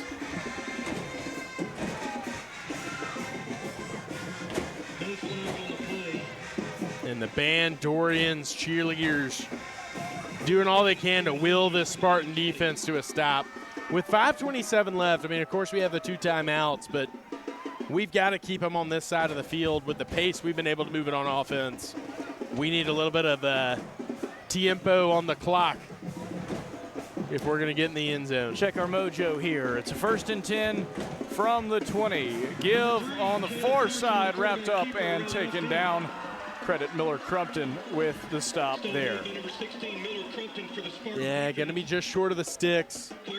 A great run right there. Outside zone with a lead blocker, and it was really the edge set that forced the tackle inside. Wish I could say more numbers, but fellas, we'll be back at home next week. We promise.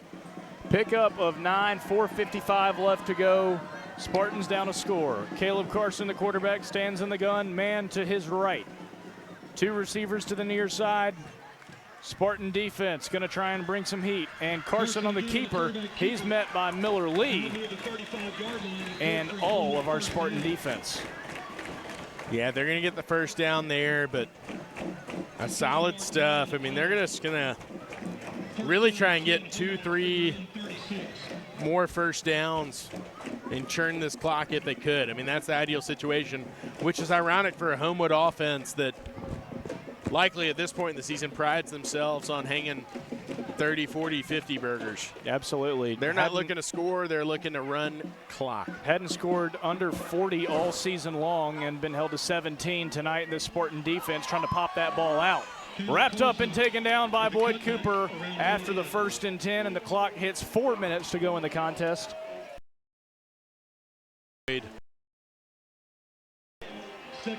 Second and 7 upcoming.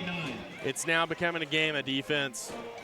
Every set of sticks you can keep them from getting is another minute 30 this Spartan offense is going to have to negotiate a 7-point drive. 2 timeouts still for Mountain Brook. 3:33, 32, 31 left to go in the contest. 2nd and 7 for the Patriots. 4-3-2 on the play clock. And Carson goes far side towards the Homewood sideline, wrapped up and taken out by Hayes Wendell. Are we out of bounds, Wayne? Let's check. Yeah, Hayes Wendell and Matt Mandel. I think we're hoping they're out of bounds. They're hoping they're inbounds. Clock is running, so and I believe they were inbounds. They go from a 2nd and 7 to a 3rd and 3, 3rd and 2. Not the ball game here, but pretty close to it. Ball on the 44-yard line, the Patriot 44-yard line for Homewood. 2:50 to go in the contest, and Mountain Brook defense needs to step up right here. 10 seconds on the play clock. Homewood going to try and use all of it. 2:45, 43, 42. Carson takes the snap, and he's going to try and keep it himself, and the Spartan defensive committee is bested by the Patriot offensive line, who propels Carson to a first down.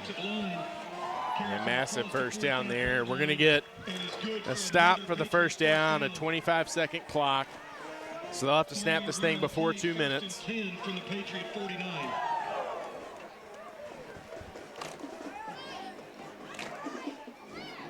But time is of the essence right now. This will sure be would be nice to call right at the 2-minute mark. Our good friends on Church Street, Taco Mama, right about now, but I doubt they're going to put it in the air, and I doubt they'll put it on the ground, so we're going to have to take it from them. At this rate, we might have to call our friends in Edgewood. A tackle in the backfield for loss by a host of Spartans, 157. And the Spartan coaching staff officials look to the sideline, and after the first down, obviously with only 2 timeouts, you got to work this play. It'll be a 2nd and 10, 144, 143, 27 seconds on the play clock. Well, Edgewood and Mountain Brook Creamy would say C is for cookie. We're hoping that T is for turnover right now. But it is not ticking. This will be snapped right around 1:15 left to go in the contest. A 2nd and 10. Mountain Brook going to try and make a stop and turn for a quick timeout.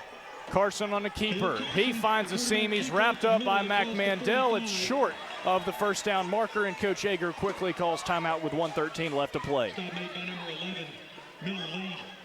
All right.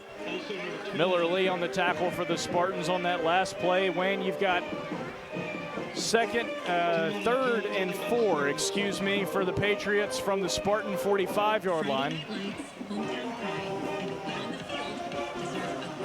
73 seconds left to play in this contest. The battle for Brookwood Mall. Winner gets the deed unofficially. Yeah, thankfully that was just a bit. We can take that back now. Mountain Brook retains possession of Brookwood Mall. We can still go and overturn city council votes and whatnot about the zoning and the resources used. Want to be kind to our friends at Sports Andrew Sports Medicine, who are occupying the space. I'll tell you what, Spartans have been able to kind of do the make them snap it, bend but don't break. Right now, we need to stuff and we need to stop in the worst way possible. It's 3rd and 4 for the Patriots. 1:13 left to play. Homewood trying to get a first down to secure the victory, but the Spartan defense trying to stand strong. Pass over the far side. Luke Waldrop in on the coverage, and the stop incomplete, which will save Mountain Brook a timeout with 1:07 left to play. They felt pretty good about their odds, so they took the wager by throwing it out to the field. And of course, we discourage gambling here in the great state of Alabama. And in general. We do have a flag on the play. I'm not sure if it's receiver downfield or what we're going to get the call. Yeah, it's lineman downfield. That's it. So they had somebody covered up. They really checked to it, so they weren't planning on it. You're not surprised to see that. And as the punt unit comes out with 1:07 remaining and 1 timeout for your Mountain Brook Spartans. Up against a 4th and 4, 1:07 to go in the contest. Homewood. Spartans are going to go safe, not have a man back. LG Williams is going to pretend to be in position. This one might take a Homewood bounce, tucks out of bounds right at the 6-yard line. Mountain Brook will have 59 seconds. Yeah, savvy to by go Homewood. 94 yards. Instead of fake go for it punt, they kind of went fake punt, go for it. They acted like they were going to fake the punt and then really just punted. Yeah, we were unable to get our return guy on the field. Don't have a timeout to burn. Honestly, if we had just fielded the punt, we probably would have been about the same spot. So not going to write home about that one. Spartans now on their Willie own G. 6-yard line with 59 ticks of the clock to go down to score. This is how you make history, Wayne. Hofbauer stands in the gun. Receivers all around the field. He's got John Colvin, who's going to fight his way for a first down. Out of bounds at the 19 with 51 seconds to play. Yep, you love to see it. About 95 yards and about 59 seconds left. And we get our 10 and only shave off 8. So at that pace, we ought to be able to score pretty quick. Ball marked at the 19 for Mountain Brook, 1st and 10. 3 receivers to the far side. Hofbauer stands with an empty backfield. And he's going to roll to his right, get his read, and find his man. It's Colvin again across the 25, near the line to gain, out of bounds. Clock stops with 44 seconds. And William, Pick what up of happens 9. is if you're throwing the underneath stuff enough, even in prevent defense, even in 2-minute situations, eventually they're going to key on that and try and jump it. So you have to try and avoid the interception there, but when they get aggressive, you also got to be ready because that's the best time for the deep shot. 2nd and 1 from the 27, 44 seconds left to play. Hofbauer looking near side, intended for Trey Vincent, just over his head, incomplete to bring up a 3rd and 1, 39 seconds to go. Yeah, right now you're kind of looking for the bust. 3rd and 1, so you definitely do want a fresh set of downs if you can get it, but time is really the enemy right now. The first enemy and the last. 39 seconds, Spartans down a score, 3rd and 1 from their own 27. 2 receivers to the near side. It's Colvin and Smith. Archie and Trey Vincent to the top of the screen. It's Sam Smith over the middle. He's got it complete. First down, Spartans. Clock should stop, but we need to get up there and snap it. We got an injury, though. We've got Pearson Avery down on the turf, banging his hand, a man who has battled and been a key leader for the Spartans on and off the field all year. Yeah, down with 34 seconds left. Admittedly pretty uneducated by the Homewood student section who booed on that one. Pearson Avery, a senior offensive lineman, right guard for the Spartans, has been in and out for 2 years, and he's battled. A guy of great character and great leadership. William, he's battled his tail off on the field, and then every time he gets injured, he battles his tail off the field to get back out there. And, you know, you respect a guy in the arena. You respect the guy that continues the fight, but you really respect the guy that always gets back in the fight, and that's Pearson Avery. Absolutely. Well said for a senior who has seen so much in his years of high school football, and his teammates going to try and carry the torch for him now. 34 seconds left to go in the contest. Smith picks up the first down at the 34. Pickup of 7 on that previous play. The over the middle pass to Sam Smith. First down and 10, Mountain Brook. Pearson Avery helped off Jake Jordan and Adam Martin. Dr. Norman Waldrop. Yeah, we'll slide Henry Slaughter in back to right guard, and you just hope we get a good prognosis. We get 2 guys back, and they both go back out, unfortunately. Trey Vincent to the near side, Smith and Colvin to the far side. Pearson has made his way off the field and will be assisted to the table. Hoffbauer, 30 seconds to go now, takes the snap, rolling right side, looking downfield, sending commands. Got a man complete into Patriot territory. It's Colvin. Yep, great job by John Colvin. Go ahead and getting upfield. We got the first down. Let's go ahead and snap it, save that timeout. They're running the clock too soon right now. So right, the 15, chains 14, are not set. 13. We should still have 19 seconds on the clock. And they need to take a look at this because we're missing about 8 seconds right now. You know, we did have a play earlier in the first half, Wayne, on a field goal. It was 7 or 8 seconds, and they put 10 seconds back up. Yeah, they were on it in the plays. first half. We got to hope they're on it in the second half, and they are. 11 seconds marked officially on the they're scoreboard. just going to let it happen. That Ball is a on miss the Patriot right there. 46-yard line. Spartans with 1 timeout, 46-yard line, 11 seconds to go. 2 receivers to the far side, Trey Vincent to the near. Hoffbauer, Spartans have time for 2 plays. Looking long, intended for Vincent, and brought in by Trey inside the Royal Automotive red zone. 4 seconds, Go and ahead the and call your Spartans take a timeout. Go ahead and timeout call your with timeout. 4 seconds left. Trey Vincent comes up huge. And I'm not kidding. We lost 8 seconds there. And that is an awesome catch. I don't want to minimize it. Beautiful ball from Caden. Beautiful hands from Trey, and the Spartans call timeout. We should have at least 12 on the clock, but William, now we got 1 heave. We got to go end zone here, and it's got to be accurate, and it's got to be caught. Check our official spot. Looks like we're about the 11-yard line. Yeah. Plenty of room to gun one in, plenty of room to spread the field. Completion from Hoffbauer. And we've seen a little bit of everything over the last couple years with this offense. The Brad Easley influence coming over from Clay Chalkville a few years ago. So we could see spread it out to the field and find someone underneath. We could see spread it out to the field, run right, and then come back left and throw back, as we like to do often. That usually gets you the most open, but Wayne, you and I have seen many a last-second effort, and the Spartans trying to answer the bell again this evening. 4 seconds to go in the contest. You've done so much. You've willed it all this way. Can you will it to happen just a little bit more? Spartans working from the near hash. Hoffbauer alone in the gun. 3 receivers to the far side. Working against the Patriot band, Hoffbauer takes the snap, game on the line.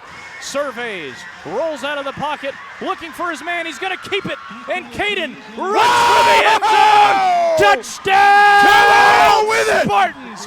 Caden Hoffbauer saves the game and puts up 6 at the end of regulation. Well, we said it last year. Jack Bauer needs 24 hours. Caden Hoffbauer needs very few seconds. 11 yards. For number 11. Wow. Come on with it. You take that, I'll take this, and we're a William Russ PAT away from overtime? Overtime. William Russ, Patrick Cry to snap, Sam Smith to hold. William Russ to fight off the Homewood Patriot marching band in the end zone and send this one to Odie's overtime. It He is made it. good. Tied at 17. We're going to play a little bit more than 48 minutes of football tonight at Waldrop Stadium. Free football? Free football. We'll take some free football on a Friday here in the land of not Taco Mama, but Social Taco. Not Odie's, but Soho Social. We weren't quite ready to give up Brookwood Mall. Caden Hoffbauer says, I'll take that right back. William Russ splits the uprights, and we have got free football, a hard 4, ball spotted at the 10-yard line. Obviously, they will coin flip once more, and we know Homewood's going to try and want to work that left side of the field. Well, William, we basically just saw Brio, 5 guys, and Jason's Deli get up off the mat and said, I ain't heard no bell. Give me one last shot, one last opportunity to go out there and be a champion. And it's going to take a whole lot more, and has taken a whole lot more than 5 guys and $25 cheeseburger meals to get going. The Spartans go 94 yards in 59 seconds to tie it up at the end of regulation. Unbelievable drive, unbelievable game. We are so glad to be bringing it to you, and we've got free football in overtime. Wow. I'll tell you what, John Colvin gets a ton of credit for that drive. He got us the chunk yardage early on. Trey Vinson makes the deep catch that I underhyped because I was looking at the clock a little too much, but the clock was right. The clock was perfect because it knew we only need about 4 ticks of a second for Caden Hoffbauer to get through all 4 of his progressions and say, hey, this one's on the signal caller. Tote the mail into the corner of the end zone. Touchdown. William Russ tags it in. We're having fun tonight. Our crew this evening, Jonathan Barbie, Jason Anderson, Brady Moscato, and Brooklyn Anderson doing an exceptional job bringing you our production in these elements in Waldrop Stadium at Homewood.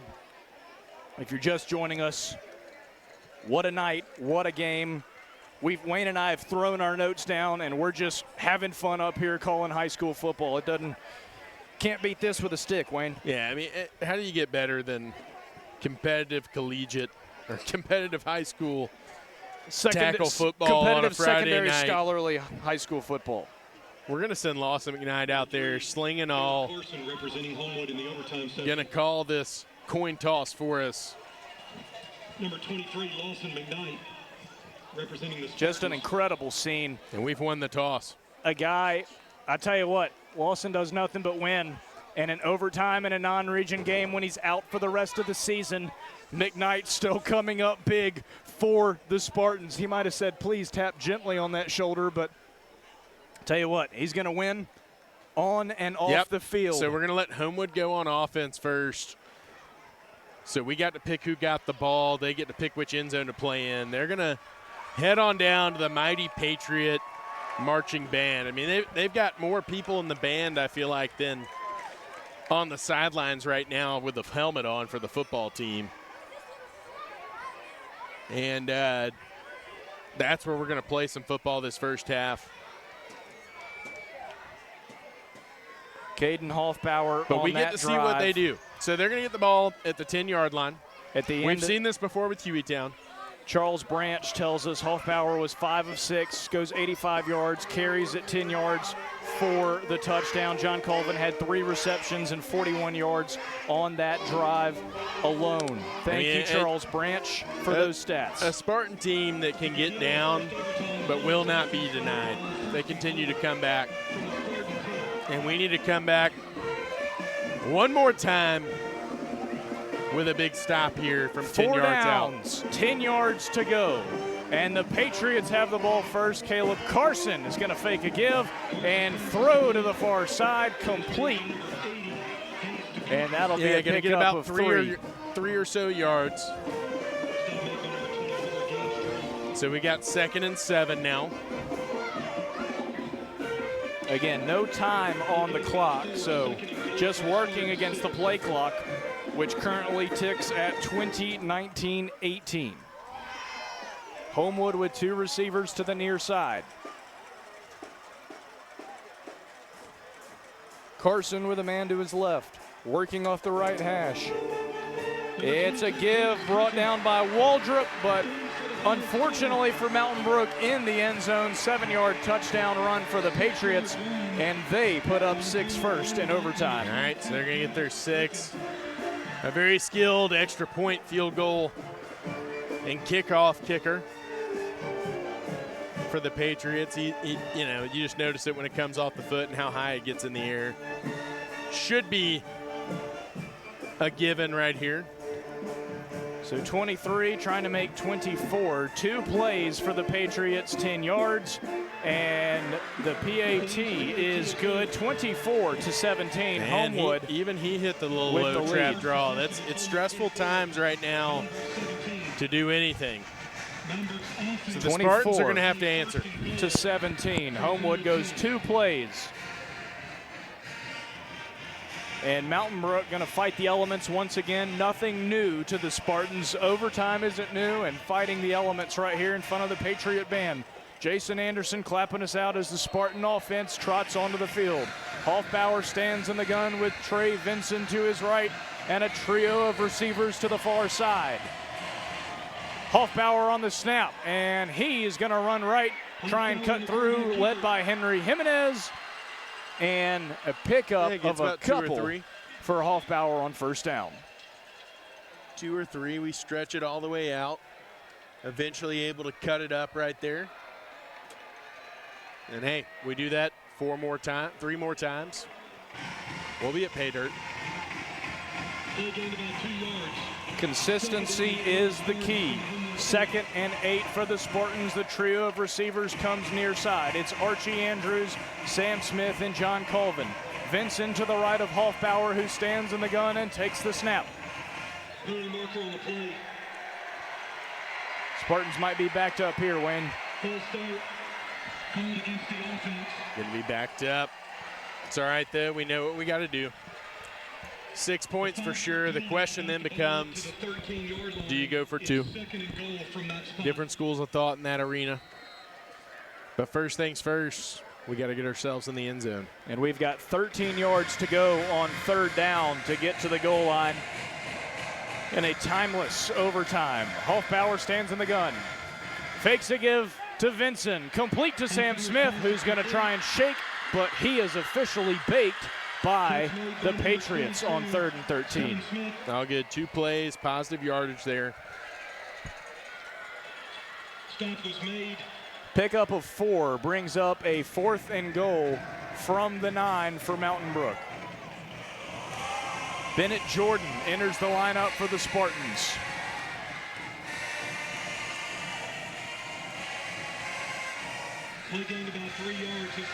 The 3rd and 9. Correction. 3rd and 9 for the Spartans. From the 9-yard line to get to the goal. Hoffbauer fakes, looks, back near side. Touchdown! There we go! Spartans! Caden fakes it right, goes back left, and completes it for we the shifted touchdown. our man in the motion. Now, we didn't go for 2 in regulation. That one. And we're going to call our timeout and think it over here. I believe Archie Andrews brings it in. Tough to tell from down here. You know, William, a lot of times, especially in high school football, you say if you're the road team, go ahead and go for 2 if you go up late. Don't let overtime happen. This time we have the opportunity to do it again. We opted to kick the extra point at the end of regulation to send it to overtime instead of ending the game right now or right then. But do we opt to end the game right now? Spartan coaches trying to figure that out exactly. We're on Patrick Cryer watch, and I see the tall triangle figure of Patrick Cryer, number 71, wandering closer to the sideline. So I think we're going to try and take matters in our own hands right here. I see John Colvin. I see Say our one offensive way line, or Henry another. Slaughter, Trey Vinson, Archie Andrews, the man who brought it in. And we're going to go for the win right here, Wayne. 3 yards. Motion to the near side of the screen, and errant snap from the Spartans. Hoffbauer's going to have to pull out a miracle. He's approaching midfield and is going to have to heave it long. Goes for the end zone. Whoa, we've got a man, and we bring it in. He caught it! We've got it! He caught it, the Willie! Heave He caught 2.0 He in caught it! overtime at Homewood. Hewitt, He Trestle, caught Homewood, it wow. don't matter! History is doomed to repeat itself, and the Spartans win it in overtime, going for 2 at Homewood. And, wow! And Chris Yeager wouldn't be more surprised if he woke up the next morning with his face stapled to the carpet. He is shocked. Oh, my goodness! But a win is a win, Coach Yeager. Shake that hand and go celebrate with your boys. It don't get much better than this. This is football, Mountain Brook. Caden Hoffbauer backs up to Lakeshore Drive and heaves it into the Homewood sky. The Spartans come home with it, and we're going back to Mountain Brook victorious. Rocco Gray is going to be sipping coffee in a diner 50 years from now, talking about how he knew he had to snap it over his head because that was the only way we were going to chuck it in that end zone. What a play. Who caught it? Do we know? It might have been Bennett Jordan. Well, obviously we had some height. Me thinking it was a tight end. It looked like a tight end, and we only got 280 numbers, and, man, they're both about as good as it gets. I wouldn't be shocked with either. I believe, if my eyes don't deceive me, it was Wallace Hunter. That is football personified. Brought to you every Friday night. And you know what? We called it Wallace Hunter. Bennett Jordan. Really, it was Bennett Jordan. Could it have been either of them? Sure. But this time, Lady Luck said, it's your time, Bennett. Caden Hoffbauer keeps his composure, rolls all the way back to midfield. Never say die. William, can you tell me how long the Spartans trailed in this contest? Wayne, it was the entire game, except for some. ties, and then some. But Boy. all that matters is we're looking at Let's take another look. Homewood Caden Jumbotron. Hoffbauer heaves it for the win. Bennett Jordan corrals it, and Mountain Brook propels itself to 4-2 on the season, 6 games in. I'm getting crunk up here with a band. Let's go, baby. 25-24. Mountain Brook wins it in overtime over the Patriots. We're going to let William get crunk all he needs to, and we're just going to sit here and get romantic about football. How can you not be? I mean, I see seniors hugging each other on the field, snatching victory from the jaws of defeat. It doesn't get much better. Coach Yeager has scratched his post-game speech 7 or 8 times by now. He hardly knows what to say. So when you're going back and watching the tape on this game, we had some technical issues to start out, but it didn't matter because we got extra football to end the night, and we got Caden Hoffbauer to Bennett Jordan to send the Spartans home happy. The Heave 2.0, a legendary play for Mountain Brook. Oh, William, you talk about willing it to happen. You talk about never say die. You look at how many crutches and boots and slings we see out there in this circle of teammates. To have a 4-2 football record after the stretch we just went on, 3 straight away games, this time against one of the best teams in 6A. In 6A. Ooh, Wayne, I think my heart rate has finally come back down, and you see the Brotherhood circling up in Waldrop Stadium tonight. Spartans, as you said, snatching victory from the jaws of defeat. We're going to circle up. Let's keep all our guys healthy. Y'all don't jump on top of one another too much now. And let's get back home next week and welcome the Clay Chalkville Cougars back for Region 6 play. The Mountain Brook football Spartans, 2 overtime wins on the season, 2 standard wins on the season, both blowouts on those. I tell you what. And this is where the crucible occurs. You're separating the impurities. You're saying, hey, we're refining this team, and it's not any one position group. It's not any one class. It's not the coaches necessarily. It's the collective. It's being bigger than you are on your own. And I just can't be more proud of these guys. Wayne, you and I have seen 4th and 31 together. We've seen Mountain Brook take down Hueytown in overtime.